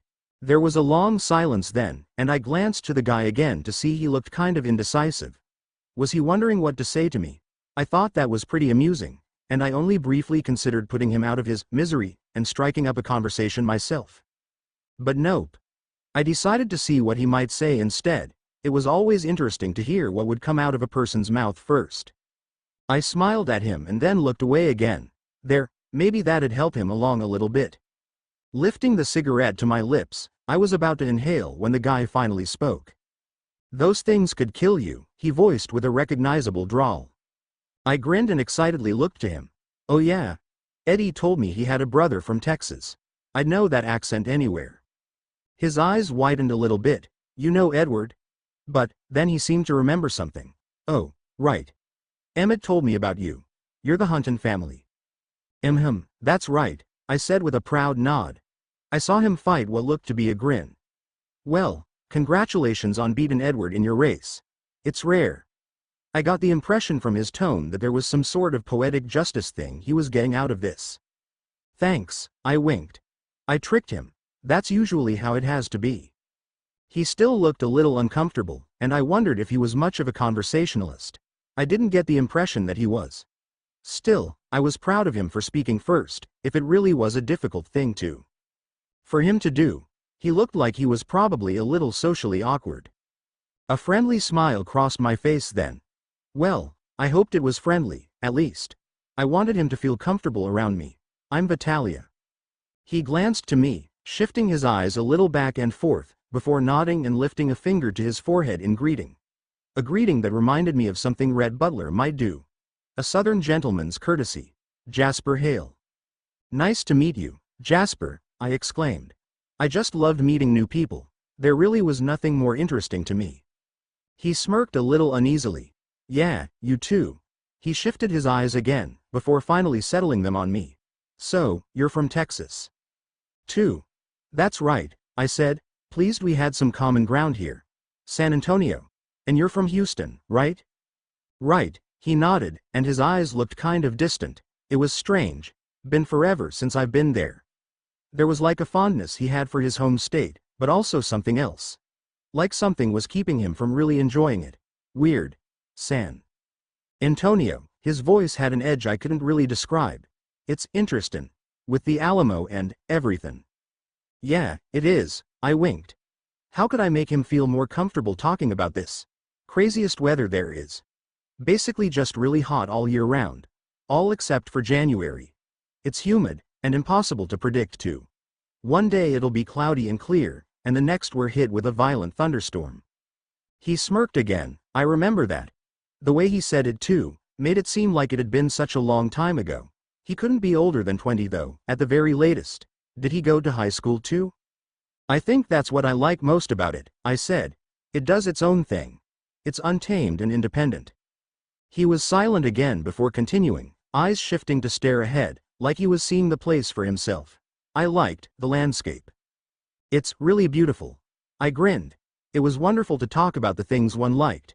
There was something so vulnerable about the guy right now, and that was beautiful to me. This person's pretty deep too. Just like Eddie. Jasper blinked, and looked to me before so obviously trying to change the subject. "You don't have an accent though." "Nope," I said with a shake of my head. "I'm from the East Coast originally. Well, East-South, South Carolina." "Ah," Jasper said, a wry-looking smile crossing his face. "So, not a true born and raised Texan then." I stuck my nose in the air, playing along with him a little. "Am I an insult to you, sir?" "Maybe a lil," he responded before looking away and then shaking his head. "But, not really. It's nice, talking about it with someone. I smiled again and looked to my cigarette. I had sort of forgot about it and now it was almost burned away. I lifted it and got about 2 or 3 more drags from it, before leaning down and snuffing it out in the dirt. I flicked it a few feet away, smiled at the distance I'd achieved and then looked over again to see Jasper staring. "What?" I asked with a little shrug. He was probably going to say something else about my smoking. A lot of people did. I figured that, maybe, that's one of the reasons I liked to do it. I had devilish little urges to be rebellious sometimes. A little something I inherited from Daddy Dearest. "Aren't you a lil, young?" he asked somewhat lamely. "To be, smokin', I mean. How were you able to buy it?" I chuckled. Yep. I'd been right. Still, his discomfort with even calling me out on it was pretty funny. I winked and smiled sort of impishly. Purchasing isn't the only way to pick up a pack of smokes. His eyes widened. "You mean you stole it?" I laughed again, before shaking my head. "Not exactly. I just left the money on the shelf." "Oh," Jasper responded, before looking like he was trying to decide whether that was still a bad thing or not. I just grinned at him widely before looking behind me at the hospital doors as I wondered what he was doing out here. "Are you just waiting on Eddie?" "Yeah," he replied, looking grateful to be changing the subject. "He's going to help me out with something." "Ooh," I said, interested. "Is this something a secret?" "Well, sort of," he smiled, and it looked so fond on his face. "It's for my girlfriend, Alice. Our anniversary's tomorrow." "Ah," I responded immediately. How sweet. Just looking at his face, I could see how much the girl meant to him. "How long have you been together?" His smile widened a little bit. "A long time. Feels like forever. But, I guess, it's really been about 5 years. "Wow," I said approvingly. "That is a long time. I think my longest relationship lasted about, let's see, 2 months? Yeah." "You can hardly even call that a relationship," he said, and I realized he was trying to tease me. I chuckled and then nodded in agreement. "You're right. It wasn't much of one." The guy's face crossed my mind, that stupid smirking face, and I immediately got rid of the image. I didn't like thinking about it, and I determinedly kept my smile in place. I wasn't about to let my ex get me down. I tilted my head. "You know what you're going to get her." He actually chuckled at that. "No, she's not the easiest one to surprise, at all." I said. "That's a shame. I tried to think of an idea for him. Something unpredictable maybe."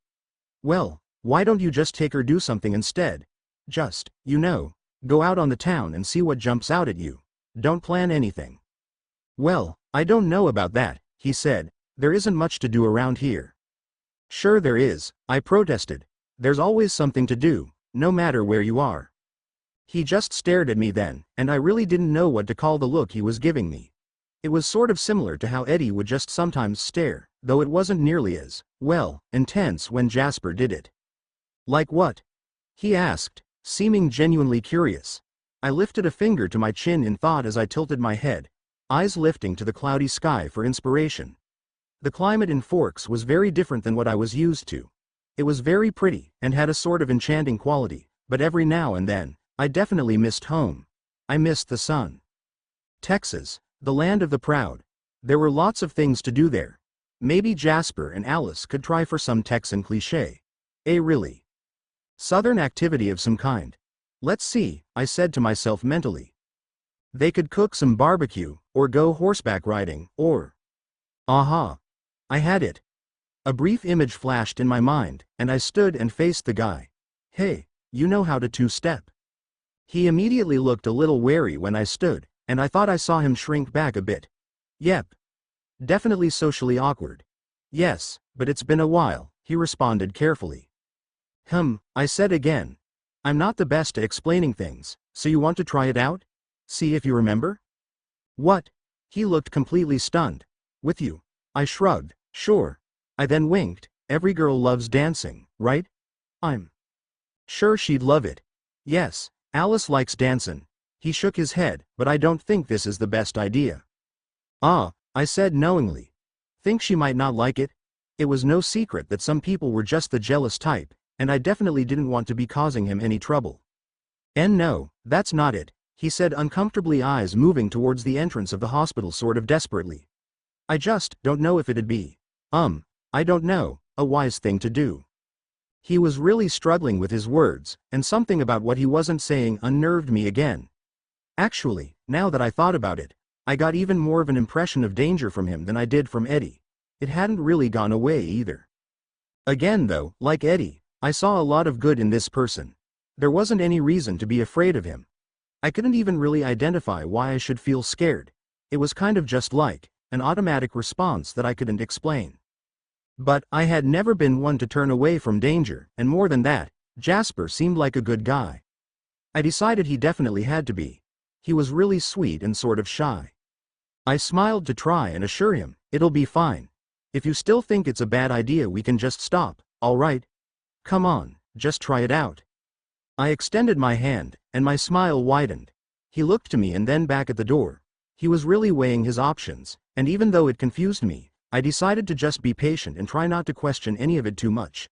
Whatever I didn't know about him was probably for the best. Weirdly, his eyes looked to my shoulder, at the bandage there, and then he stepped closer, seeming to test the waters. At least that's what it looked like, before slowly crossing toward where I stood. He was so tense though, and I decided then that I couldn't exactly say Eddie was tense anymore when comparing him to his brother. If I suddenly run away or something, he said to me, and his voice was a little strained. Don't question it too much, all right? I shrugged. You're just weird. I get it. It's fine with me. I lifted my hand and placed it in his. I furrowed my brows a little though when I felt how cold he was, and couldn't help but feel that intimidation increase when he came closer. Seriously, what was with this guy? Or, actually, their whole golden-eyed family? Something really was a little off about them. But I liked it. Whatever it was, it made them really interesting and intriguing. I smiled and lifted my hand to his shoulder. How could I make him ease up though? Let's see, tell me about Alice, I suggested, and the effect was almost instantaneous as his eyes softened. Man, it reminded me so much of the way Daddy looked at my mom. There was so much affection there. You're in love with her, right? I prompted. He really relaxed when I brought her up, and he very lightly put a hand around my waist. Yes, he nodded. Ever since I first saw her. Love at first sight, I winked. Now, that's really rare. It is, Jasper replied. She's always real upbeat, energetic and spunky. My lil monster. I chuckled at that. I love interesting pet names. Well, it suits her best, he smiled. I nodded and then remembered the dancing. All right, well, let's see if you remember how to do this. Right, he said, seeming to remember too. He slowly, a little uncertainly, moved his feet in the correct set of steps, and I followed along the way my daddy taught me. I grinned. There you go. You seem to have the hang of it. He looked very proud of himself when I said that and began moving a little more surely. It's kinda weird without music. Yeah, well, I shrugged. What can you do? I remembered that I had a few songs on my phone, but didn't really feel like getting it out. I felt like I'd made some real progress with Jasper. He seemed a lot more comfortable. I think, he tried again, tone more thoughtful. That Alice really might like this. He nodded, so, thank you. No problem, I said. Be sure and tell Eddie so that he can tell me how it goes. Oh, right, Jasper nodded. You two have been talking. He looked uncertain again, and his steps slowed a bit. What's going on with you two anyway? I mean, Edward isn't usually very friendly. I narrowed my eyes a little and smiled teasingly. You know, I don't really think that you usually are either though, are you? He looked stunned again, but then slowly nodded, sort of enlightened looking now. That's a good point. There we go, I winked. But, to answer your question, I just really wanted to get to know him. He's one of the most interesting people I've ever met. Well, he's interesting all right, Jasper drawled, even smiling a little sarcastically. But, he's definitely not an easy one to get to know. Again, neither am I, and so I guess you could say that it takes one to know one. And I like the challenge of that, I said determinedly. I've got all summer. Then back to Texas? Yep, I nodded. Sadly, we'll be going our separate ways. I'm kind of used to it though. My family moves around and travels a lot, so I've picked up plenty of friends along the way. Guess you could say that I'm pretty used to goodbyes. It always sucks, of course, but I have my family, and that's what matters most. His smile turned very genuine at that, and he nodded in agreement. Yeah, you're right, nothing can really replace family. Then he extended his arm, surprising me, but I went with it and did a little spin. He stepped away then and slightly bowed, another customary southern gesture. I grinned and curtsied, and even if I was wearing shorts, sort of defeating the whole purpose of a curtsy, it was still fun to pretend. I think she's going to love it, Tex, I said, coming up with a nickname for him. He seemed surprised by the name, but nodded. Yeah, I hope so. He paused then before continuing, and, by the way, I think you really could get Edward to open up. He smiled, and, I also think he could use a friend like you.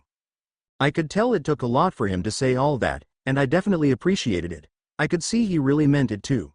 Thanks, I answered, smiling brightly before winking. Of course, I'm also definitely willing to be friends with all of you, and I'm interested in meeting your lady sometime. Well, maybe you can convince Edward to introduce you to everyone. Ooh, think he'd do that? I don't know, he responded sincerely, and I realized then that Jasper was a really sincere person. Eddie definitely always looked like he was keeping some big secret, and didn't always seem like he was telling the truth. He played along with things, but never really answered my questions. Still, I did sort of think that added to his intrigue, and I really enjoyed him playing along. Jasper didn't seem like he was the type to play along with much because he was so cautious and uncomfortable. Bottom line, this whole family was just so interesting. Well, I'll try my best to be convincing, I said. He smiled, and then I heard a car horn from beside me. I jumped a bit, before laughing and shaking my head. Daddy. He smirked and waved, and I turned to Jasper. Well, I've gotta go. It was great chatting with you, Tex. He smiled again and waved. Yeah, you too. See you later. Maybe. Maybe, I agreed with a wink as I turned and descended the steps towards where the Camaro was waiting. I knocked on the window, and my mom rolled it down. Hey, I just told them we'd pay. Up front. Did you need stitches? Mom asked, looking worriedly to my shoulder. I shook my head. Nope. Clean cut. Ooh, good, she smiled widely. Well, get in, Squirt, my Papa Bear said before climbing out. I'll be right back. He sauntered around the car, nodded to Jasper, and then I watched as he disappeared inside. I climbed into my seat, shut the door and leaned forward to ask my mom how lunch had gone. She said it had been great, and that the place reminded her a little of the diner she used to go to as a kid. I smiled warmly and then looked to the window and up at the hospital.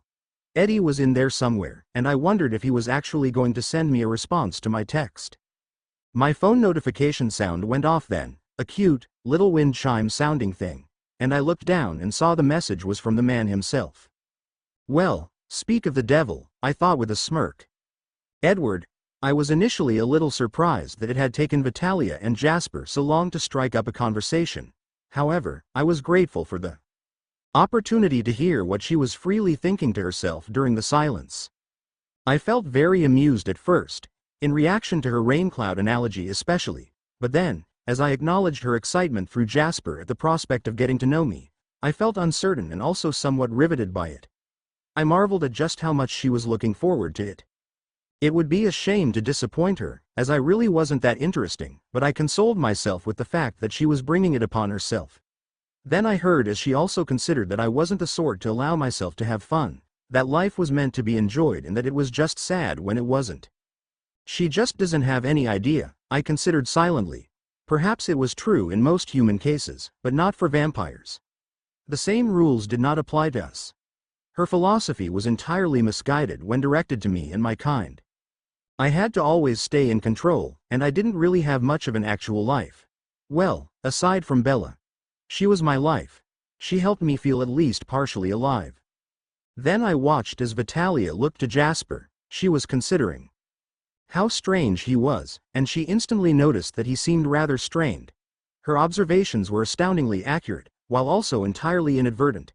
It was just an immediate, subconscious bit of knowledge she received. She questioned why he was there, constantly curious and wondering as she was, but also registered that he was, indeed, dangerous. Just like me. At least she could recognize that, despite the fact it didn't in any way deter her. Jasper looked over, and I could see and hear the recognition from her. She knew he was one of my relatives when she saw the color of his eyes. She decided to try and allow him to have the first word. It was a rather amusing turn of events, and I wondered if Jasper really would say anything. I wouldn't put it past him to remain silent. My brother was in a debate of sorts with himself, I noticed, as he weighed whether or not to say something to her about the cigarette. It bothered him that she was smoking it, and also that his own initial reaction had been relief when he had seen her light it up. It helped with the scent of her blood. However, he was feeling guilty for that thought, and the urge to say something to make up for it was increasing. And, alas, after she smiled encouragingly, he did. I was a little surprised actually. Jasper avoided human interaction like the plague. He just didn't really trust himself. However, I suppose his inner battle was too great for him to ignore. He felt obligated to attempt cautioning her. However, Vitalia paid no mind to that, as if his words hadn't been preceded with a great deal of turmoil, and she instead remarked upon his accent. So, she had remembered what I said, huh? I smirked slightly at the thought. The two continued in their exchange, and as I listened I observed as Jasper slowly started to relax. It was very gradual, but the energy Vitalia was providing for him, that high-spirited nature of hers, was helping my brother to react favorably to her presence. It was considerably easier for him to be around happier people. He could share in that feeling. It was remarkable to witness Jasper conversing with anyone like this, as he hardly even did so amongst his own family. Alice was the single exception to that. But, then, was I much different? I was starting to see that, perhaps, it simply had to do with who Vitalia was. The vitality of her. To us vampires, members of the living dead, such a grand representation of life was a rather compelling thing. I listened very intently to them both. With a slight shake of my head, I allowed Jasper's flaunt to slide, his mind openly gloating over the fact that Vitalia had tricked me during our race. He was about as competitive as I was. They continued, and Jasper opened up a little further as he and Vitalia began talking over Texas. I saw images of the place within each of their minds, and I explored those images briefly. I had never actually been there, but it did seem a very thriving environment, which was perfectly fitting for the girl. I continued to feel more surprised the more Jasper openly discussed his homeland with her. The memories were both pleasant and painful for him. His experience with Maria had tainted his recollections of it. However, he invited it all, his desire to speak of it overruling his discomfort. I realized then that maybe Jasper was more sentimentally attached to his human home than any of the rest of us. And I'd just never seen him open up with anyone like this aside from Alice. Vitalia seemed to notice how sensitive the subject was for him as I saw her actively seeking a way to help him discuss it all comfortably. Through my brother too, and his musings over the feelings he was continuing to receive from her, I could see that she was really admiring the vulnerability he was presenting. She appreciated emotional openness. I was discovering so much more about her. The fact that she was from South Carolina, for example. I suppose the only downside to all of this was the fact that I would have to ask her all of this again. It seemed she had no problem being absolutely open about herself with whomever she spoke. I decided I really had to arrange a time where she and I could speak face to face more extensively. Jasper had already managed to learn a great deal about her, more than I had managed to ascertain anyway. The two of them shifted back into more amusing territory then, my brother's reactions to her antics highly entertaining to both myself and Vitalia. I supposed, despite the fact that he'd managed to obtain facts from her that I hadn't, I did already know more about her personality. Everything she was thinking and saying was so very typical of her, even though she did somehow manage to still surprise me. It was a rare thing with human beings. Due to being privy to their thoughts, I usually managed to have them all figured out in no time at all.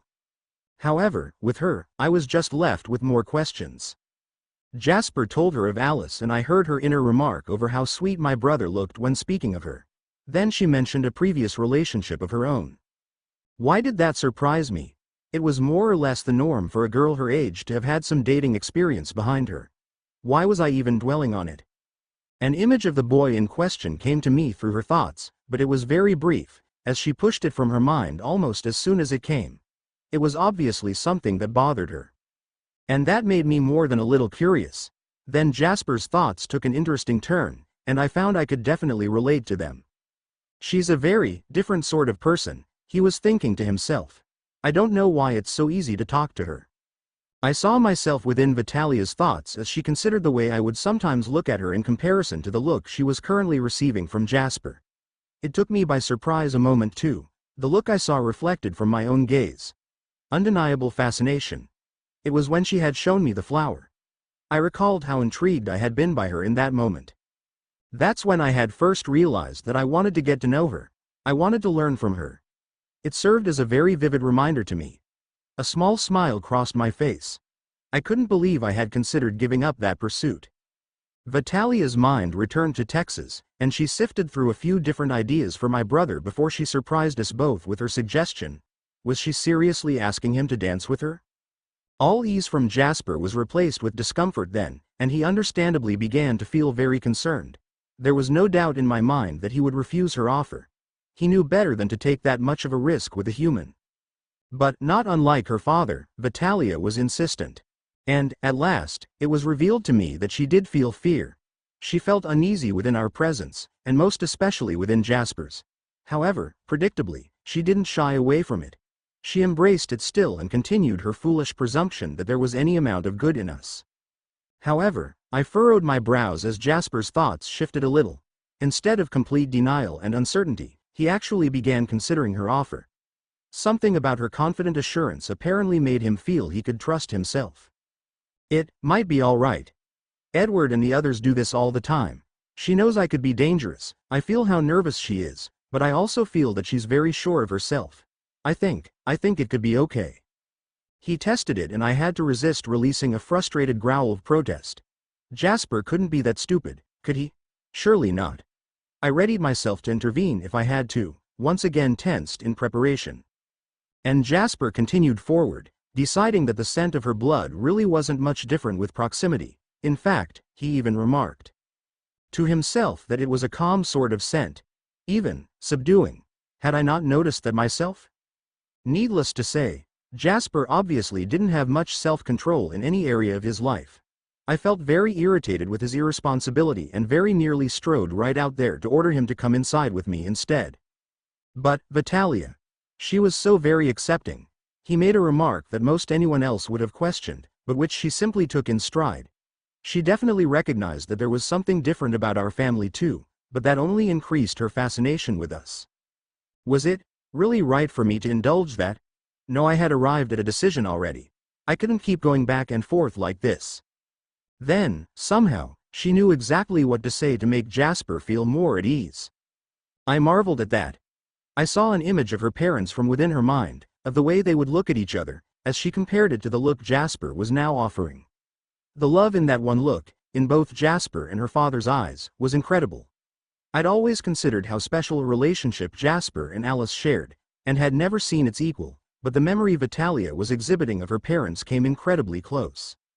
They started their dancing soon after, and I found my reaction to the scene to be very strange and unexpected. My irritation faded considerably, as I again relaxed my posture. It was touching.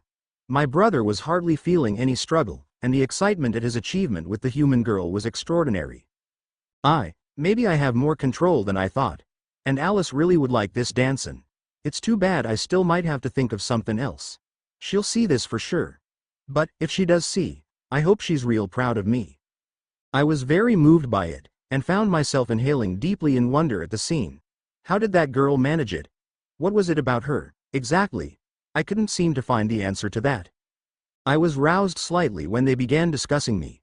Jasper was more confused than anything, and he definitely had a right to be. I was equally as confused, if not more so. He was wondering why I was taking an interest in her. Vitalia's comeback to his question brought a smile back to my face though, and it widened even at how ridiculous her next words were. She considered me to be the most interesting person she'd ever met. It was almost humorous how wrong she was about that. A fact she was soon to discover. There wasn't much, after all, that I would be able to share. And, yes, by the end of the summer, she would be leaving. At least she was used to it, as she said. When she brought up family, I could hear how appreciative Jasper was of all of us, and I was again somewhat touched by that. He was always so closed off when it came to what he was really feeling. This was such a rare thing. His thoughts definitely didn't contain everything, and nor did Vitalia's. But, family being the most important, I had to disagree there. For my part, nothing was more important to Bella to me. Of course, Jasper considered Alice family, but the level of importance he felt for each of us was considerable as well. I definitely valued my family. Of course I did. I cared for them a great deal. I loved them. But it staggered me a little as I read my brother's thoughts on the matter. Alice seemed as if she was his whole world. I thought I could relate to that. To find that it wasn't exactly the case was jarring. Was I wrong not to be placing more of an emphasis on my family? Jasper was considering a great many things then in his own head. He was observing Vitalia very closely, analyzing and considering her success in dealing with me. And he was very confident in his conclusion. Yeah, Edward could use a positive influence in his life. He worries me sometimes.